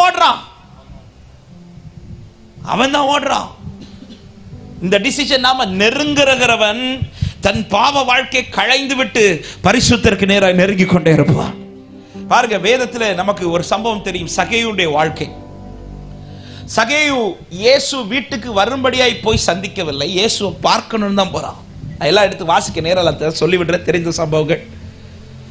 இயேசுவை பார்க்கும்படியாய் வாசையாய் போய் இப்ப கூட்டம் நெரிசல் அதிகம் இருந்ததுனால, அவன் ஆளு குட்டையனா இருந்ததுனால இப்ப மரத்துக்கு மேல ஏறி பார்த்துட்டு இருக்கிறார். அவர் இருந்த மரத்தினுடைய விசேஷம் என்னன்னா, உள்ள இருக்கிறவங்களுக்கு வெளியில இருக்கிறது தெரியும், வெளியில இருக்கிறவங்களுக்கு உள்ள இருக்கிறது தெரியும். ஏன்னா அந்த இலை ரொம்ப பெரிதா. அத்தி மரத்தில் பல விதங்கள் உண்டு, அதில் ஒரு டைப் இது. இப்போ மேலே ஏறி உட்கார்ந்துட்டார், யாருக்கும் தெரியாது சகையு ஒருத்தர் மேலே இருக்கிறார். ஆனால் இயேசு கரெக்டாக மரத்துக்கிட்ட வந்து நின்று கரெக்டாக அவனை பார்த்து சகையுவின் பேரை சொல்லி அழைச்சி, இன்றைக்கு உன் வீட்டில் தங்கணும்னு சொல்லி இயேசு அவனை வீட்டுக்கு கூட்டு போய். இது சகையுக்கு வந்து பெரிய சந்தோஷம். ஏன்னா இயேசுவை பார்க்க தான் விரும்பி வந்தான், ஆனால் இப்போ அவனு கூட வாசம் பண்ண போகிறார். இப்போ வேகமாக இறங்கி வந்து இயேசு இப்போ வீட்டுக்கு கூட்டிகிட்டு போகிற அந்த வழியில் திடீர்னு ஸ்டாப் பண்ணுறார். இயேசு ஸ்டாப் பண்ணல, சகையு ஆண்டவரை பார்த்து சொல்கிற, ஆண்டவரே யார்கிட்டையாவது நாளத்தனையாக அநியாயமாக வாங்கியிருந்தேன்னா நான் நாளத்தனையாக. ஆண்டவர் கேட்டார் அவன்கிட்ட, நீ யார்கிட்ட அநியாயமாக வாங்கினியா சகையு கேட்டாரா? அத்தனை பேரும் பாவின்னு உச்சரிச்சுட்டு இருக்கும்போது ஆண்டவர் அவனை ஒரு தடவை கூட பாவின்னு சொல்ல, சகையுவேன்னாரு. போகிற வழியில் சகையு தான் ஸ்டாப் பண்ணி, ஆண்டவரே யார்கிட்டையாவது அநியாயமாக வாங்கியிருந்தேன், நான் தப்பு பண்ணியிருந்தேனா அதெல்லாம் நான் திருப்பி கொடுத்துறேன், நாளத்தனையாக திருப்பி கொடுத்துறேன் ஆண்டவரே. ஆண்டவர் சொல்லலை, ஆனால் இவன் தானாய் செய்கிறான். ஏன் செய்கிறான்னா சகையுவுக்கு தெரியுது, இப்போ என்கிட்ட பழகிறதுக்கு வரார், நான் நெருங்குகிறேன். நெருங்க விரும்புகிறவன் பழைய வாழ்க்கையில் திரும்பவும் வாழ மாட்டான். இன்னைக்கு நான் பாவ வாழ்க்கையில தான் இருப்பேனானா, இன்னைக்கும் என் வாழ்க்கையில பரிசுத்தம் இல்லை என்றால் நான் இன்னும் கிறிஸ்துவுக்கு தூரமாய் தான் இருக்கிறேன். நான் பாஸ்டர் குடும்பத்தில் பிறந்திருந்தாலும் சரி, நான் கிறிஸ்தவ குடும்பத்தில் பிறந்திருந்தாலும் சரி, நான் பாரம்பரியமாக எங்கள் குடும்பம் கிறிஸ்தவன் சொன்னாலும் சரி, என் வாழ்க்கை பாவத்தில் இருந்தால் எனக்கும் கிறிஸ்துவுக்கும் சம்மந்தம் இல்லை. ஹல்லேலூயா, ஆமென். நான் பிறந்ததே பாஸ்டர் குடும்பத்தில். என் தகப்பனார் பேர் பாஸ்டர் பி ஜாய்சன், அநேகருக்கு தெரியும். கடைசி பையனாக பிறந்தேன். நான் வளர்ந்ததெல்லாம் சர்ச்சில் தான், ஆனால் நான் ரட்சிக்கப்பட்டது என்னுடைய காலேஜ் தேர்ட் இயரில் தான். எனக்கு ஆண்டவருக்கும் சந்திப்பு என்னைக்கு உண்டாச்சோ அன்னைக்கு தான் என் வாழ்க்கையில் மாற்றம் உண்டாச்சு. அதுவரை என் வாழ்க்கையில் பாவங்கள் இருந்தது. பாஸ்டர் குடும்பத்தில் பிறந்தேன்னு சொல்லிட்டு என் லைஃப்பில் எல்லாமே பரிசுத்தம் கிடையாது, ஆண்டவர்கிட்ட நெருங்கி இருக்கிறேன் கிடையாது. நான் நெருங்கணும்னா என் லைஃப்லேருந்து நான் களைய வேண்டியது களைஞ்சு தான் ஆகணும். ஆமென். கிறிஸ்துவோடு நெருங்க வேண்டுமானால் நான் கிறிஸ்து விரும்புகிற அந்த பரிசுத்தத்தின்படி நான் வாழணும். எனவே தான் எகிப்திலிருந்து மீட்கப்பட்ட ஜனத்திற்கு கர்த்தர் சொல்லுகிற வார்த்தை இப்படி சொல்லுவார். லேவியராகமம் எடுக்க வேண்டிய 26வது அதிகாரம் கடைசி வசனங்கள்ல, நான் பரிசுத்தராயிருக்கிறது போல நீங்கள் எனக்கேற்ற பரிசுத்தராயிருங்கள் என்றார். ஹல்லேலூயா. நாம் ஆராதிக்கிற ஆண்டவர் இரக்கமுள்ளவர், கிருபை உள்ளவர், தயவுள்ளவர், அன்புள்ளவர், எல்லாம் உண்மைதான். அதே நேரத்தில் ஒன்றை மறந்துடக்கூடாது, அவர் சேனைகளின் கர்த்தர் பரிசுத்தராக இருக்கிறார். வலது கரத்தை உயர்த்தி சொல்லுங்க, சேனைகளின் கர்த்தர் பரிசுத்தர். சேனைகளின் கர்த்தர் பரிசுத்தர். சேனைகளின் கர்த்தர் பரிசுத்தர்.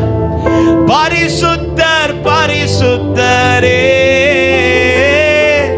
பரிசுத்தர் பரிசுத்தரே. சத்தமா பாடுங்க, சேனைகளின் கர்த்தர், சேனைகளின் கர்த்தர்.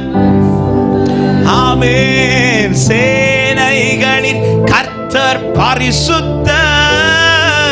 சேனைகளின் கர்த்தர் பரிசுத்தர்.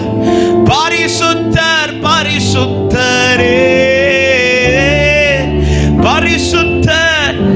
ஏங்க, ஒருத்தங்க எனக்கு ரொம்ப தேவை, சில காரியங்கள் அவங்க தான் எனக்கு செய்யணும்.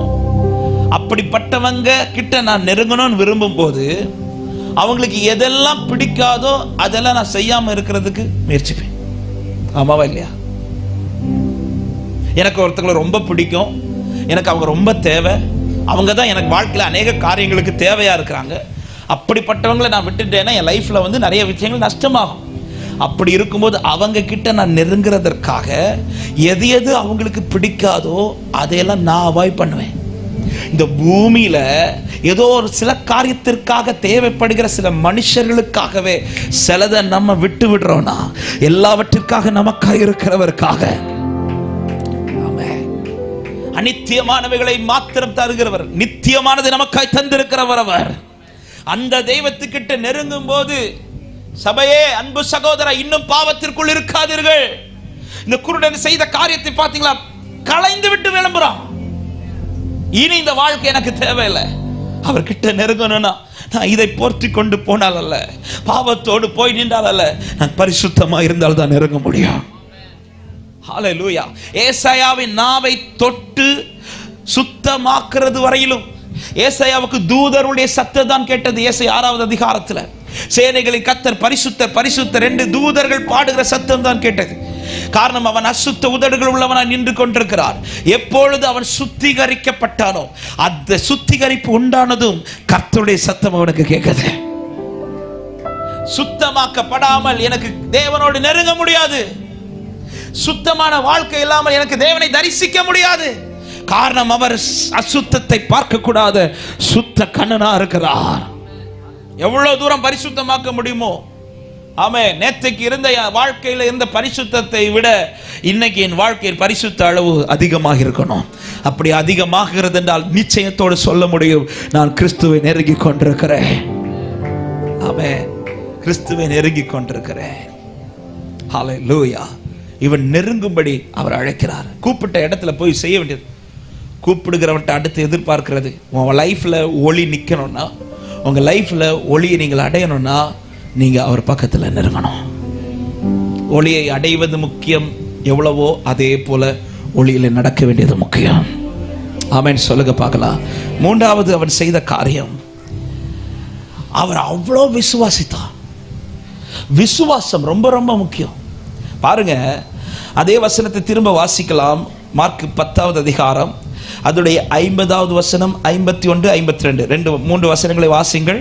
உடனே அவன் தன் மேல் வஸ்திரத்தை எறிந்துவிட்டு எழுந்து இயேசுவினிடத்தில் வந்தான். இயேசு அவனை நோக்கி, நான் உனக்கு என்ன செய்ய வேண்டும் என்றிருக்கிறாய் என்றார்.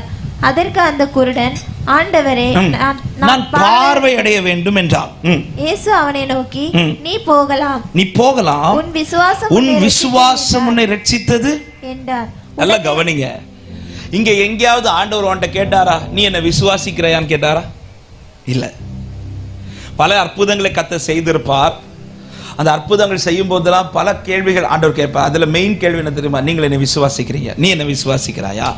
இதை செய்ய என்னால கூடும் என்று நீ நம்புகிறாயா? இப்படி பலருடைய லைஃப்ல இதாக. ஆனா இவன் லைஃப்ல அவன் கிட்ட வந்ததும் நீ என்ன விசுவாசிக்கிறான்னு கேட்கல, நான் உனக்கு என்ன செய்யணும் அப்படின்னு கேட்கிறான். இந்த பர்த்திமேயு வழி அருகே இருந்து என்ன செய்து கொண்டிருந்தான்? பிச்சை எடுத்துட்டு இருக்கிறான். அப்ப யாரை பார்த்தாலும் என்னதான் கேட்பான்? சிலர் இருக்கிறத பார்த்தா, பிரதர் உண்மையில நான் அவனை பார்க்கல, அவன் என்ன கேட்டான்னு எனக்கு. எங்க வழியில இருந்து பிச்சை எடுத்துட்டு இருக்கிறான். பார்க்கிறவங்கள்ட்ட என்ன கேட்பான்?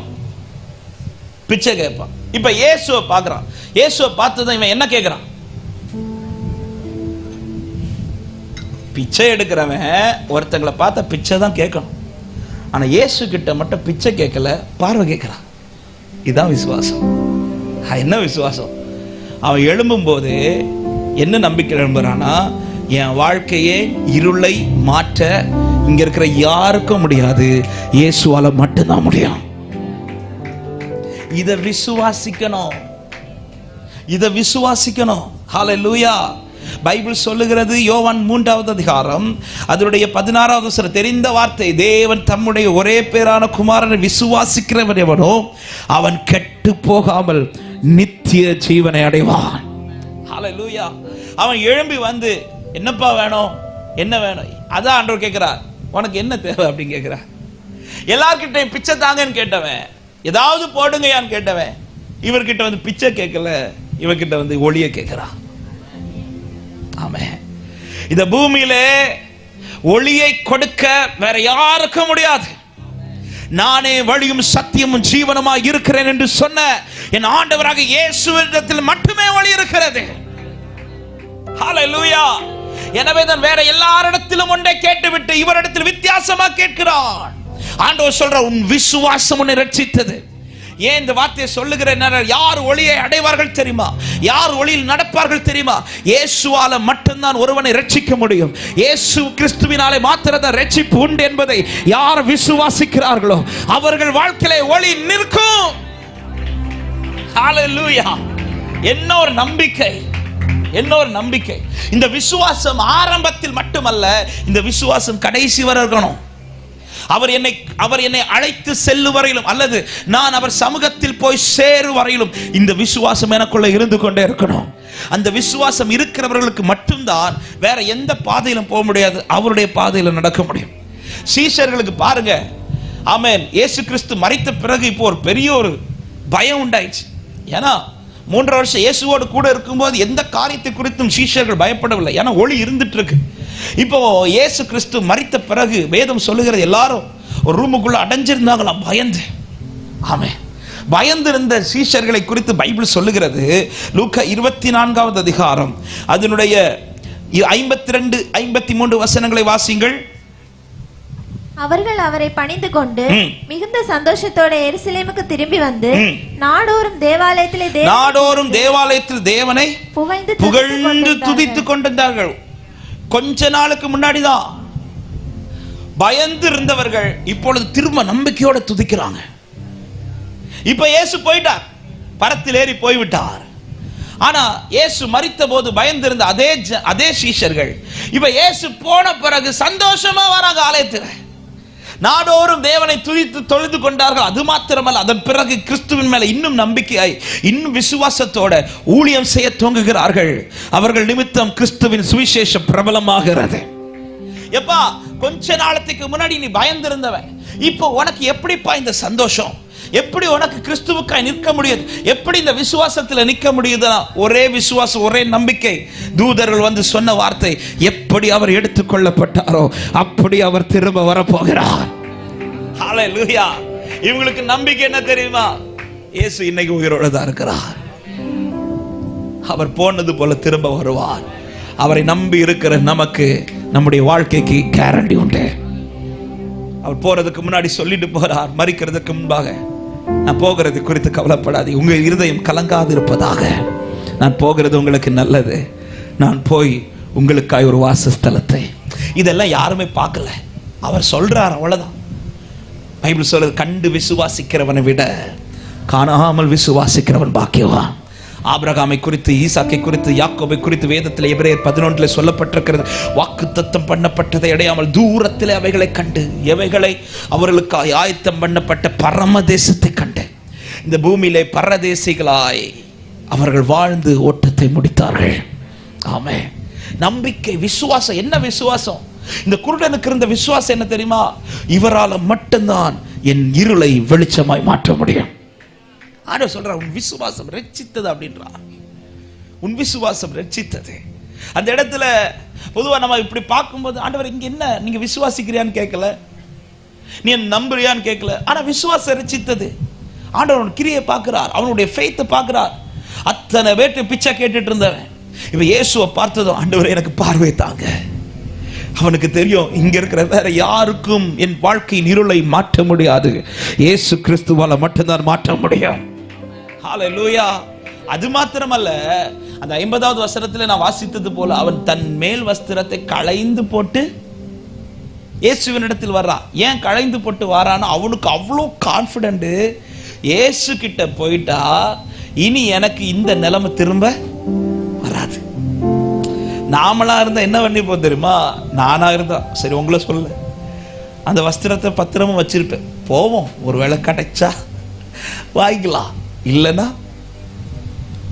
ஏன் இந்த வார்த்தையை சொல்றேன்னா, இயேசுவை நம்பி வந்துட்டீங்கன்னா தைரியமா நில்லுங்க, ஒரு நாள் வெட்கப்பட்டு போக விடவே மாட்டார். ஆமே. இயேசுவை நம்பி வந்துட்டீங்களா, நெருக்கமே வராதுன்னு சொல்ல மாட்டேன், கஷ்டமே வராதுன்னு சொல்ல மாட்டேன், ஆனா வெட்கப்பட்டு போக விட மாட்டார். நம்பி வந்தவங்கள்ட்ட தான் ஆண்டவர் சொல்றாரு. என்ன சொல்றாரு தெரியுமா? அதாவது அற்புதத்திற்காக வந்தவங்கள்ட்ட இந்த வார்த்தையை சொல்லல, அவர் தான் வேணும்னு சொல்லிட்டு நம்பி இறங்கி வந்தாங்க ஒரு 12 பேர். அவங்கள பார்த்து சொல்றார், உலகத்தில் உங்களுக்கு உபத்திரம் உண்டு. இதை கேட்கும்போது நமக்கு தோணும், தெரியாம நம்பி வந்துட்டோமோன்னு. ஆனா உபத்திரம் சொல்லிட்டு முடிக்கல, ஆனாலும் திடன் கொள்ளுங்கள், நான் உலகத்தை ஜெயித்தேன். அப்படின்னா என்ன அர்த்தம்? உபத்திரம் இருக்கும்பா, ஆனா உன்னை வெட்கப்பட்டு போக விட மாட்டேன், நான் ஜெயித்தது போல உன்னை கர்த்தர் ஜெயிக்க வைப்பார். ஆமே. நம்பி வந்துட்டீங்களா? அவன் வஸ்திரத்தை என்ன ஒரு கான்ஃபிடென்ட். எப்ப பார்வை கிடைச்ச பிறகு எரியலால, ஏசு கூப்பிட்டார்ல, ஏசு கிட்ட போறல, இயேசுவை பிடிச்சிட்டேல, இனி எனக்கு கவலை கிடையாது. இனி இந்த வாழ்க்கை எனக்கு வராது. இனி நான் பிச்சை எடுத்துட்டு இருக்க மாட்டேன். இனி நான் கர்த்தருடைய மகிமைக்காக நிற்பேன். இந்த ஃபெய்த் இருக்கணும். அன்புள்ளமே, இந்த வார்த்தையை எடுத்ததுனால சொல்ற, ஒரு காரியத்தை ஆண்டவர் கரத்துல சொல்லிட்டீங்கன்னா, கொடுத்துட்டீங்கன்னா, அதன் பிறகு இது நடக்குமா நடக்காதா என்கிற சந்தேகம் வரவே கூடாது. கொடுத்துட்டீங்களா, வார்த்தை தந்துட்டாரா, நீ வாண்டாரா, அவர்கிட்ட இந்த வார்த்தை வந்துடுச்சு, நீ வாண்டார், நீ என் கையில கொடுத்துருண்டார், இதன் பிறகு நான் டவுட்ல இருக்கவே கூடாது. பாருங்க, 3 நாட்கள் இயேசுவின் பாதத்தில் ஜனங்கள் இருக்கிறாங்க. மத்திய 14வது அதிகாரத்தில் 18வது வசனத்தில் சொல்ற, அவைகளை என்னிடத்தில் கொண்டு வாருங்கள். எவைகளை? அந்த 5 அப்பத்தை 2 மீனை. நல்லா கவனிங்க, இந்த வார்த்தை எடுத்ததுனால சொல்லி நான் செய்திக்குள்ள போக விரும்புறேன். 3 நாட்கள் ஜனங்கள் சாப்பிடாம இருக்கிறாங்க. சீஷர்கள் மெதுவாக வந்து 3வது நாள் சொல்றாங்க, ஆண்டவரே இவங்களை இப்பவே அனுப்பி விட்டுருங்க, 3 நாளா சாப்பிடல, இப்ப அனுப்பி விட்டா அவங்க போய் சாப்பாடு பார்த்துப்பாங்க, நம்ம கிட்ட கொடுக்கறதுக்கு எதுவுமே இல்லை. ஆண்டவர் சொல்ல, நீங்களே போஜனம் கொடுக்க சொல்லும்போது 5 அப்பத்தை 2 மீனை வச்சுட்டு சீஷர்கள் இயேசுட்ட சொல்றாங்க, இதை வச்சு என்ன ஆண்டவர் செய்ய முடியும்? உடனே ஆண்டவர் சொல்றார், அவைகளை என்கிட்ட தாங்கன்னு சொல்லி கையில வாங்கி விட்டு சீஷர்களை பார்த்து சொல்றார், அவங்கள போய் பந்தியில உட்கார வைங்கன்றார். பந்தியில உட்கார சொல்லும் போது 5 அப்பா 5000 மாறிடுச்சா மாறலையா? மாறல. ஆனா ஆண்டவர் என்ன சொல்றார்? கையில வாங்கிட்டு பந்தியில. நம்மளா இருந்தா யோசிப்போம், முதல்ல மாத்துங்க, அதுக்கப்புறம் கையில கொடுத்துட்டியா, அதன் பிறகு இது நடக்குமா நடக்காதா இல்ல, நீ போய் காரியத்தை ஒழுங்குபடுத்து, கத்து செஞ்சு முடிச்சுட்டே இருப்பார். எலிசாவின் இடத்துல 3 ராஜாக்கள் தண்ணீருக்காய் வராங்க, அலைந்து திரிந்து தண்ணீர் கிடையாமல் இப்போ எலிசாவின் இடத்தில் கர்த்தருடைய வார்த்தை இருக்கிறது என்று யோசபாத் அறிந்து இப்போ வராங்க. யோசபாத் முகத்தை பார்த்து இப்போ எலிசா சொல்றாரு, எப்பா நீ போய் வாய்க்கால வெட்டு. முதல் சொல்ற வார்த்தை அதுதான், நீ போய் வாய்க்கால வெட்டு. வாய்க்கால வெட்டின மழை பெய்யுமா? மழை பெய்யாது. காற்றடிக்குமா? காற்றடிக்காது. ஆனா நீ வெட்டுற விசுவாசத்தை பார்த்து தண்ணி வந்துட்டே இருக்கும். இல்ல தண்ணி வரட்டும், அதுக்கப்புறம் வாய்க்கால, நீ வாய்க்கால வெட்டு, தண்ணி வரும். நீ பந்தியில உட்கார 5,000 மாறும். ஏன்னா கர்த்தரை நம்பி கொடுத்துட்டியா? கர்த்தரை நம்பி கொடுத்துட்டீங்களா? அவன் வரும்போதே தன் வஸ்திரத்தை எறிந்து விட்டு, என்ன ஒரு நிச்சயங்க, என்ன ஒரு கான்பிடன்ட்ங்க. ஆமென். இயேசுவுக்காக ஒரு பாதையில நம்பி நிக்கிறீங்கன்னா, அன்பு உள்ளமே கர்த்தருடைய வெட்கப்பட்டு போக விடவே மாட்டார். சத்தமா ஆமென் சொல்லுங்க பார்க்கலாம். இதுவரை அவர் முகத்தை பார்த்து வெட்கப்பட்டவர்களா யாருமே கிடையாது. பைபிள் சொல்லுகிறது, ஆமென், உம்முடைய முகத்தை நோக்கி பார்த்தவர்கள் பிரகாசம் அடைந்தார்கள், அவருடைய முகங்கள் வெட்கப்பட்டு. உமது முகம் நோக்கி பார்த்தவர்கள் வெட்கப்பட்டு போவதில்லை, உமது திருநாமம் அறிந்தவர்கள் கைவிடப்படுவதில்லை. நம்பினோரை நீர் மறப்பதில்லை, உம்மை தேடி வந்தோரை. இந்த வார்த்தையை சொல்லுங்க பார்க்கலாம். நம்பினோரை நீர் ஹalleluya தேடி. என் தகப்பனார் 19வது வயதில் ரட்சிக்கப்பட்டார். தேவனை அறியாத குடும்பத்தில் பக்தி வைராக்கியமாய் வளர்க்கப்பட்டு திருவல்லாவை சேர்ந்தவர்கள். உண்மையான தேவன் ஒருவர் இருப்பாரானால் என்கிட்ட பேசணும்னு சொல்லி ஒரு இரவு ஜெபிக்க தெரியாது, இயேசுவின் இடத்துல இதுவரை பேசினதும் கிடையாது. ஆனா உண்மையான தேவன், இத்தனை தெய்வங்களை வணங்குறேனே, ஒரு தெய்வம் என்கிட்ட பேசலேங்கிற ஒரு ஏக்கத்தோட, உண்மையான தேவன் ஒருத்தர் இருப்பாரு என்கிட்ட பேசட்டும், நான் அந்த தேவனுக்காக என் வாழ்க்கையை கொடுக்கிறேன்னு சொல்லி ஒரு ராத்திரி அப்படியே அவங்களுக்குள்ள இருந்த ஏக்கம், அந்த ஏக்கத்தை கர்த்தர் அங்கீகரித்து அந்த இரவு ஆண்டவர் என் தகப்பனாரோடு பேசுறேன், நீ தேடுகிற மெய்யான தேவன் நான் தான், ஆண்டவராக இயேசு கிறிஸ்து என்று சொல்லி, யாரும் சொல்லி அல்ல, ஆண்டவர் டைரக்டா என் தகப்பனாரோடு பேசி அந்த ரட்சிப்பை கர்த்தர் கொடுத்தார். அடுத்த நாள் காலையில் எழுந்து தெரு ஃபுல்லா போய் சொல்றாங்க, இயேசுதான் மெய்யான தேவன், இயேசுதான் மெய்யான தேவன், என்கிட்ட பேசினார், ரட்சிப்பை தந்தார், அவரே மெய்யான தேவன் சொல்லி சத்தம் போட்டு எல்லார்கிட்ட சொல்லிட்டு இருக்கிறாங்க. இதனால என்ன ஆயிடுச்சுன்னா, வீட்டார் பகைக்கிறார்கள், தெருவில் இருக்கிறவங்க பகைக்கிறாங்க, சொந்தங்கள் பகைக்கிறாங்க, எல்லாரும் பேசுறதை ஸ்டாப் பண்றாங்க. ஆமென். என் தகப்பன 19 வயது. அப்பொழுது ஒரு குறிப்பிட்ட நேரத்தில் ஆண்டவர் ஊழியத்துக்கு அழைச்சார். ஊழியத்துக்கு புறப்படும் போது கையில் ஒரே ஒரு பைபிள் போட்டிருந்த ஒரே ஒரு வஸ்திரம். வீட்டில் எல்லாரும் மண்ணவாரி போட்டு சொன்ன வார்த்தை, நீ எங்க போனாலும் உருப்பட மாட்டேன், நீ வாழ வழி தெரியாம திரும்ப எங்களிடத்தில் வருவ, அப்போ ஒரு தெருநாயை அடிச்சு துரத்துறது போல நாங்க ஒண்ணு துரத்துவோம். இதுதான் எங்க அப்பா கேட்ட கடைசி ஆசீர்வாதமான வாக்கு. இந்த வார்த்தையை கேட்டுட்டு பைபிளை வச்சுட்டு எங்க அப்பா ஆண்டவர்கிட்ட கேட்குறாங்க, ஆண்டவர் இது இப்படிதான் நடக்குமா? உங்களை நம்பி புறப்படுறேன், இவங்க சொல்றது மாதிரி தான் நிறைவேறுமா ஆண்டவரேன்னு கேட்டதும் ஆண்டவர் திரும்ப பேசினா, நான் அவனை திக்கற்றவனை விட மாட்டேன் என்று. அன்னைக்கு ஒரே பைபிள், ஒரே ஒரு ட்ரெஸ், புறப்பட்டாங்க. ஒரு குறிப்பிட்ட காலத்தில் குழித்துறையில் மேல்புறம் பக்கத்தில் ஊழியத்துக்கு வந்தாங்க. கர்த்தர் குடும்பத்தை கொடுத்தார், பிள்ளைகளை கொடுத்த 5 பிள்ளைங்க. நாங்கள் ஊழியத்தின் ஆரம்பம் என்பது ரொம்ப கஷ்டம். அவன் ரொம்ப பரியாசங்கள், நிந்தைகள். கிறிஸ்துவுக்குன்னு வந்தானே, ஆண்டவருக்குன்னு வந்தானே, அவன் வாழ்க்கை இப்படி. ஏன்னா என் தகப்பனுடைய சகோதரர்கள் சகோதரிகள் அந்த காலத்தில் நல்ல பொசிஷனில் அப்போ போயிட்டாங்க. எங்கள் அப்பா தான் வீட்டில் மூத்த மகன். எங்கள் அப்பாவுக்கு மேலே ஒரு அக்கா உண்டு. மகன்கிற ஸ்தானத்தில் மூத்தவங்க.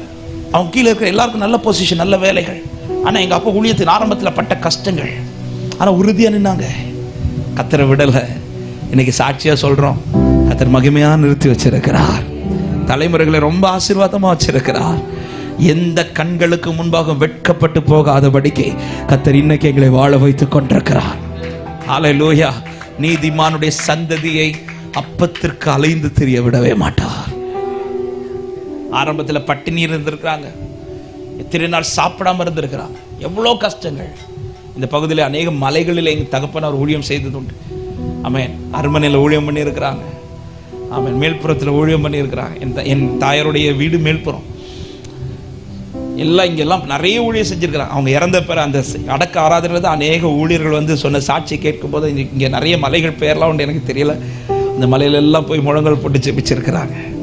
அவ்வளோ கடினமான பாதையிலும் விசுவாசத்தில் உறுதியாக இருந்து கிறிஸ்துவை நம்பி வந்துட்டேன், அவருக்கு நிற்பேன். நிற்க வச்சார். இன்னைக்கு தலைமுறைகளை நிற்க வச்சிட்டு இருக்கிறார், ஆசீர்வாதமாக நிற்க வச்சிருக்கிறார். அவரை நம்பி புறப்பட்ட ஒருவரையும் கர்த்தர் வெட்கப்பட்டு போக விடவே மாட்டார். விசுவாசிச்சுட்டு வந்துட்டான்.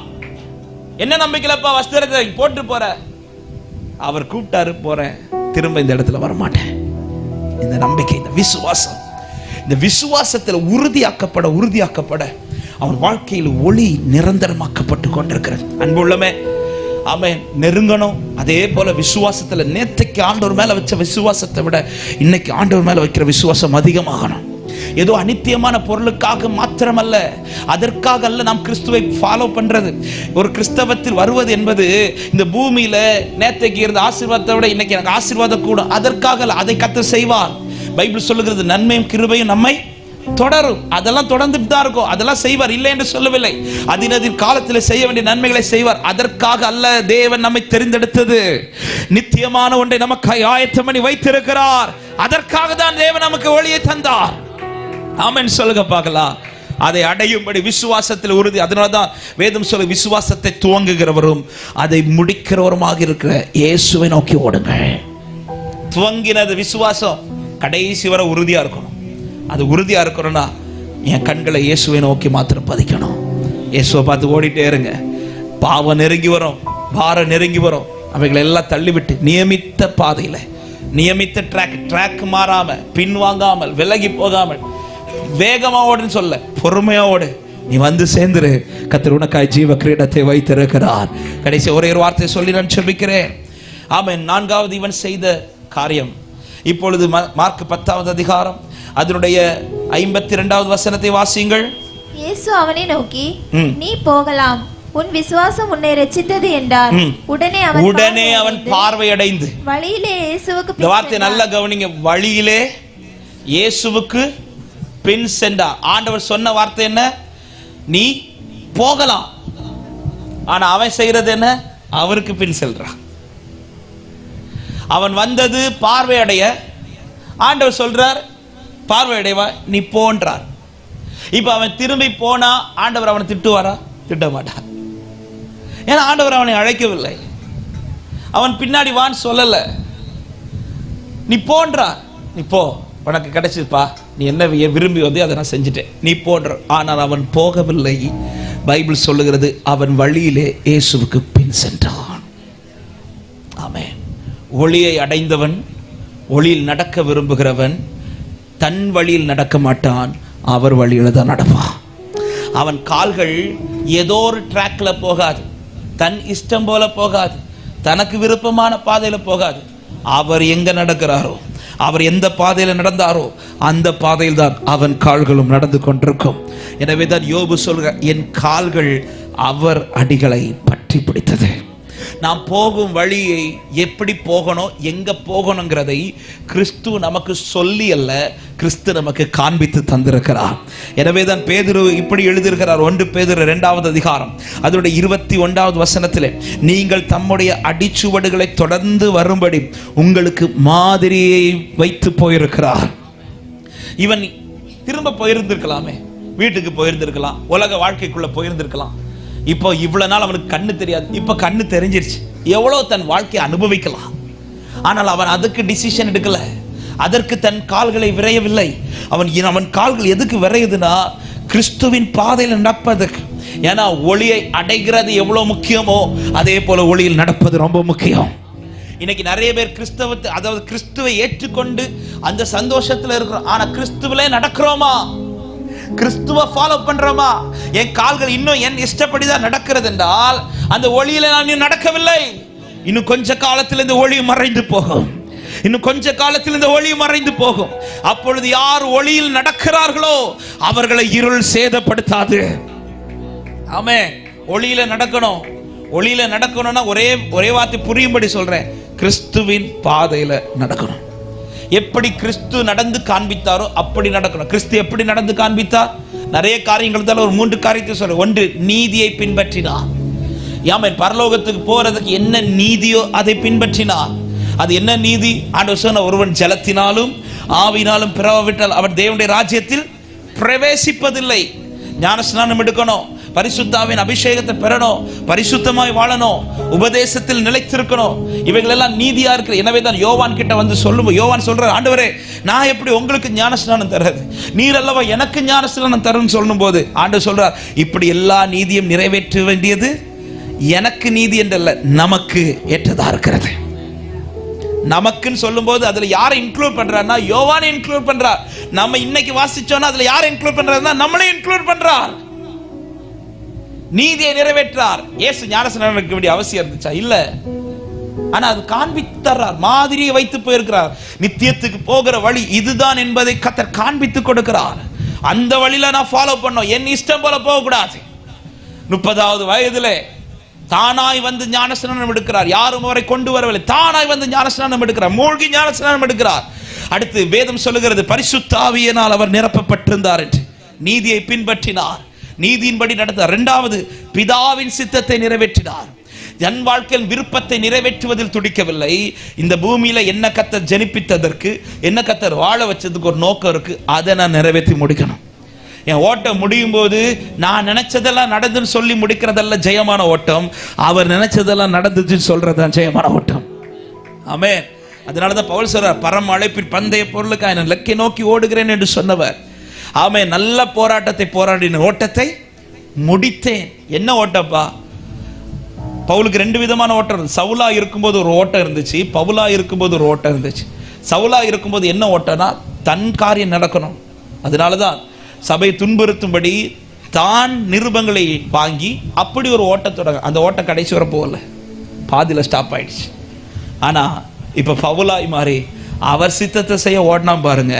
அவன் தான் சொல்றான், நல்ல போராட்டத்தை போராடினேன், ஓட்டத்தை முடித்தேன், இது நிமித்தம் நீதியின் கிரீடம் எனக்காக.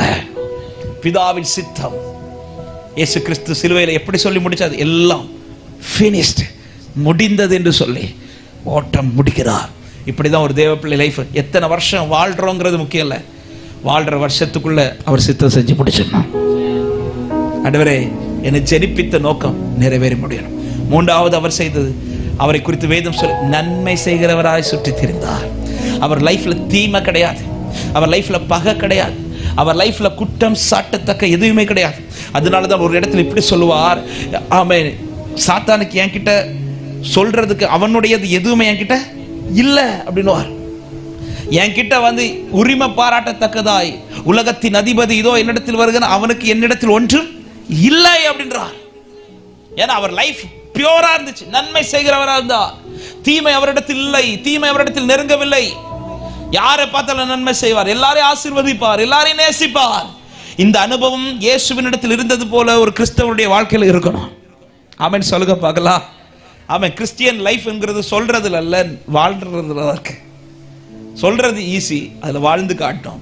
வாழணும்னா நெருங்கணும், நெருங்கி விசுவாசத்துல உறுதியா இருக்கணும், அவருக்கு பின் சொல்லணும். செல்லுகிறவர்களுக்கு ஒளி மறையாது, அவர்கள் நித்திய ஜீவனை அடைவார்கள். விசுவாசத்தோட ஆமென் சொல்லுங்க பார்க்கலாம். ஹல்லேலூயா. இன்னும் கொஞ்ச காலத்துல ஒளி. இந்த வசனத்தை பாருங்க, இந்த வசனத்தை மட்டும் வாசித்து நாம் ஜெபிக்கலாம். ஆமென். நாம் வாசித்த யோவான் 12வது அதிகாரம் அதனுடைய 35, 36 வசனங்களை ஒரு விசை கூட வாசிங்கள், நாம் ஜெபிப்போம்.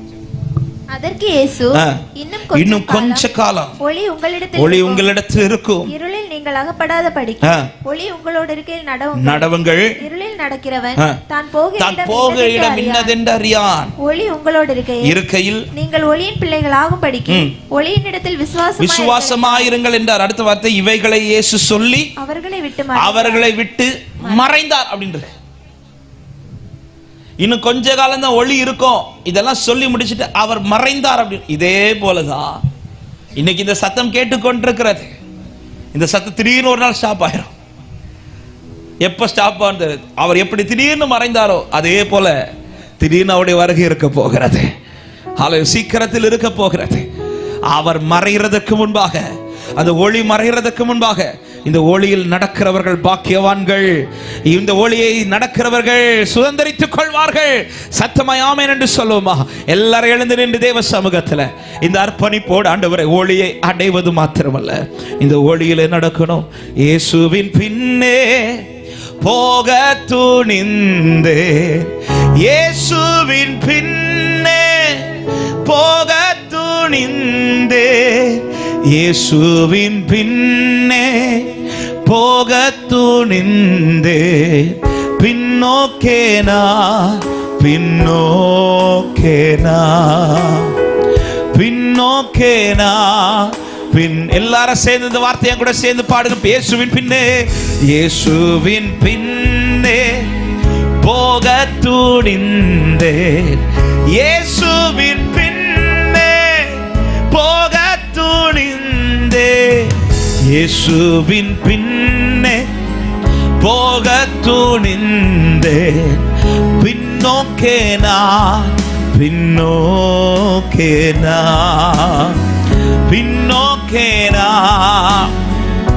சிலுவையின் முன்னே, சிலுவையின் முன்னே, உலகமென் பின்னே, சிலுவையின் முன்னே, உலகமென் பின்னே, சிலுவையின் முன்னே, உலகமென் பின்னே, பின்னோக்கேனா பின்னோ. ஹல்லேலூயா. ரெண்டு கரங்களை உயர்த்தி உங்க சத்தம் உயர்த்தி சொல்லுங்க. இயேசுவின் பின்னே, இயேசுவின் பின்னே போக துணிகிறோம். ஆண்டவரே, எங்கள் நடைகள் உமக்கு பின்பாக இருக்கட்டும். வருகை வரையிலும் இந்த நடைகள் உறுதியாக்கப்படட்டும். எங்கள் இஷ்டம் போல் போகாதபடிக்கு, எங்கள் வழியில் நாங்கள் போகாதபடிக்கு ஒளியில் நடக்கிறவர்களாய் மாற்றுங்க. உம்முடைய வருகை சமீபமா இருக்கிறதப்பா. இந்த சத்தம் கேட்ட ஒருவரும் இதை இழந்துடக்கூடாது. உம்மை நோக்கி கூப்பிடட்டும், உம்மிடத்தில் நெருங்கி வரட்டும், உம்மிலே விசுவாசிக்கட்டும், உம்முடைய வழியிலே நடக்கட்டும். இயேசுவின் பின்னே, இயேசுவின் பின்னே. Thank you Jesus. இந்த சத்தம் தொடிக்கப்பட்ட ஒவ்வொரு காதுகள், ஒவ்வொருடைய வாழ்க்கையிலும் இந்த வார்த்தை நிறைவேறுவதாக. நாட்கள் சமீபம் என்பதை அறிந்து காலத்தை பிரயோஜனப்படுத்திக் கொள்ள கிருபை செய்யும். கண்டடையத்தக்க சமயத்தில் நோக்கி கூப்பிட கிருபை தருவீராக. பின்னோக்கேனா. ஹல்லேலூயா. நோக்கேனா. அப்படியே ரெண்டு கரங்களை உயர்த்தி, ஆசையெல்லாம் நீர்தானே, ஆசையெல்லாம் நீர்தானையா, தேவையெல்லாம் நீர்தானையா. பாடல். ஆசையெல்லாம், ஆசையெல்லாம். ஆண்டவரே, இதுவா எங்கள் வாழ்க்கை மாறட்டும். நீரே எல்லாம், நீர் மாத்திரமே எல்லாம். ஓ நீர்தானையா ரட்சகரே இயேசுநாதா. ஒளியை அடைந்தவர்களாய் மாத்திரமல்ல, அந்த ஒளியில் நடக்கிறவர்களாகவும் மாற்றுங்கப்பா. ரட்சகரே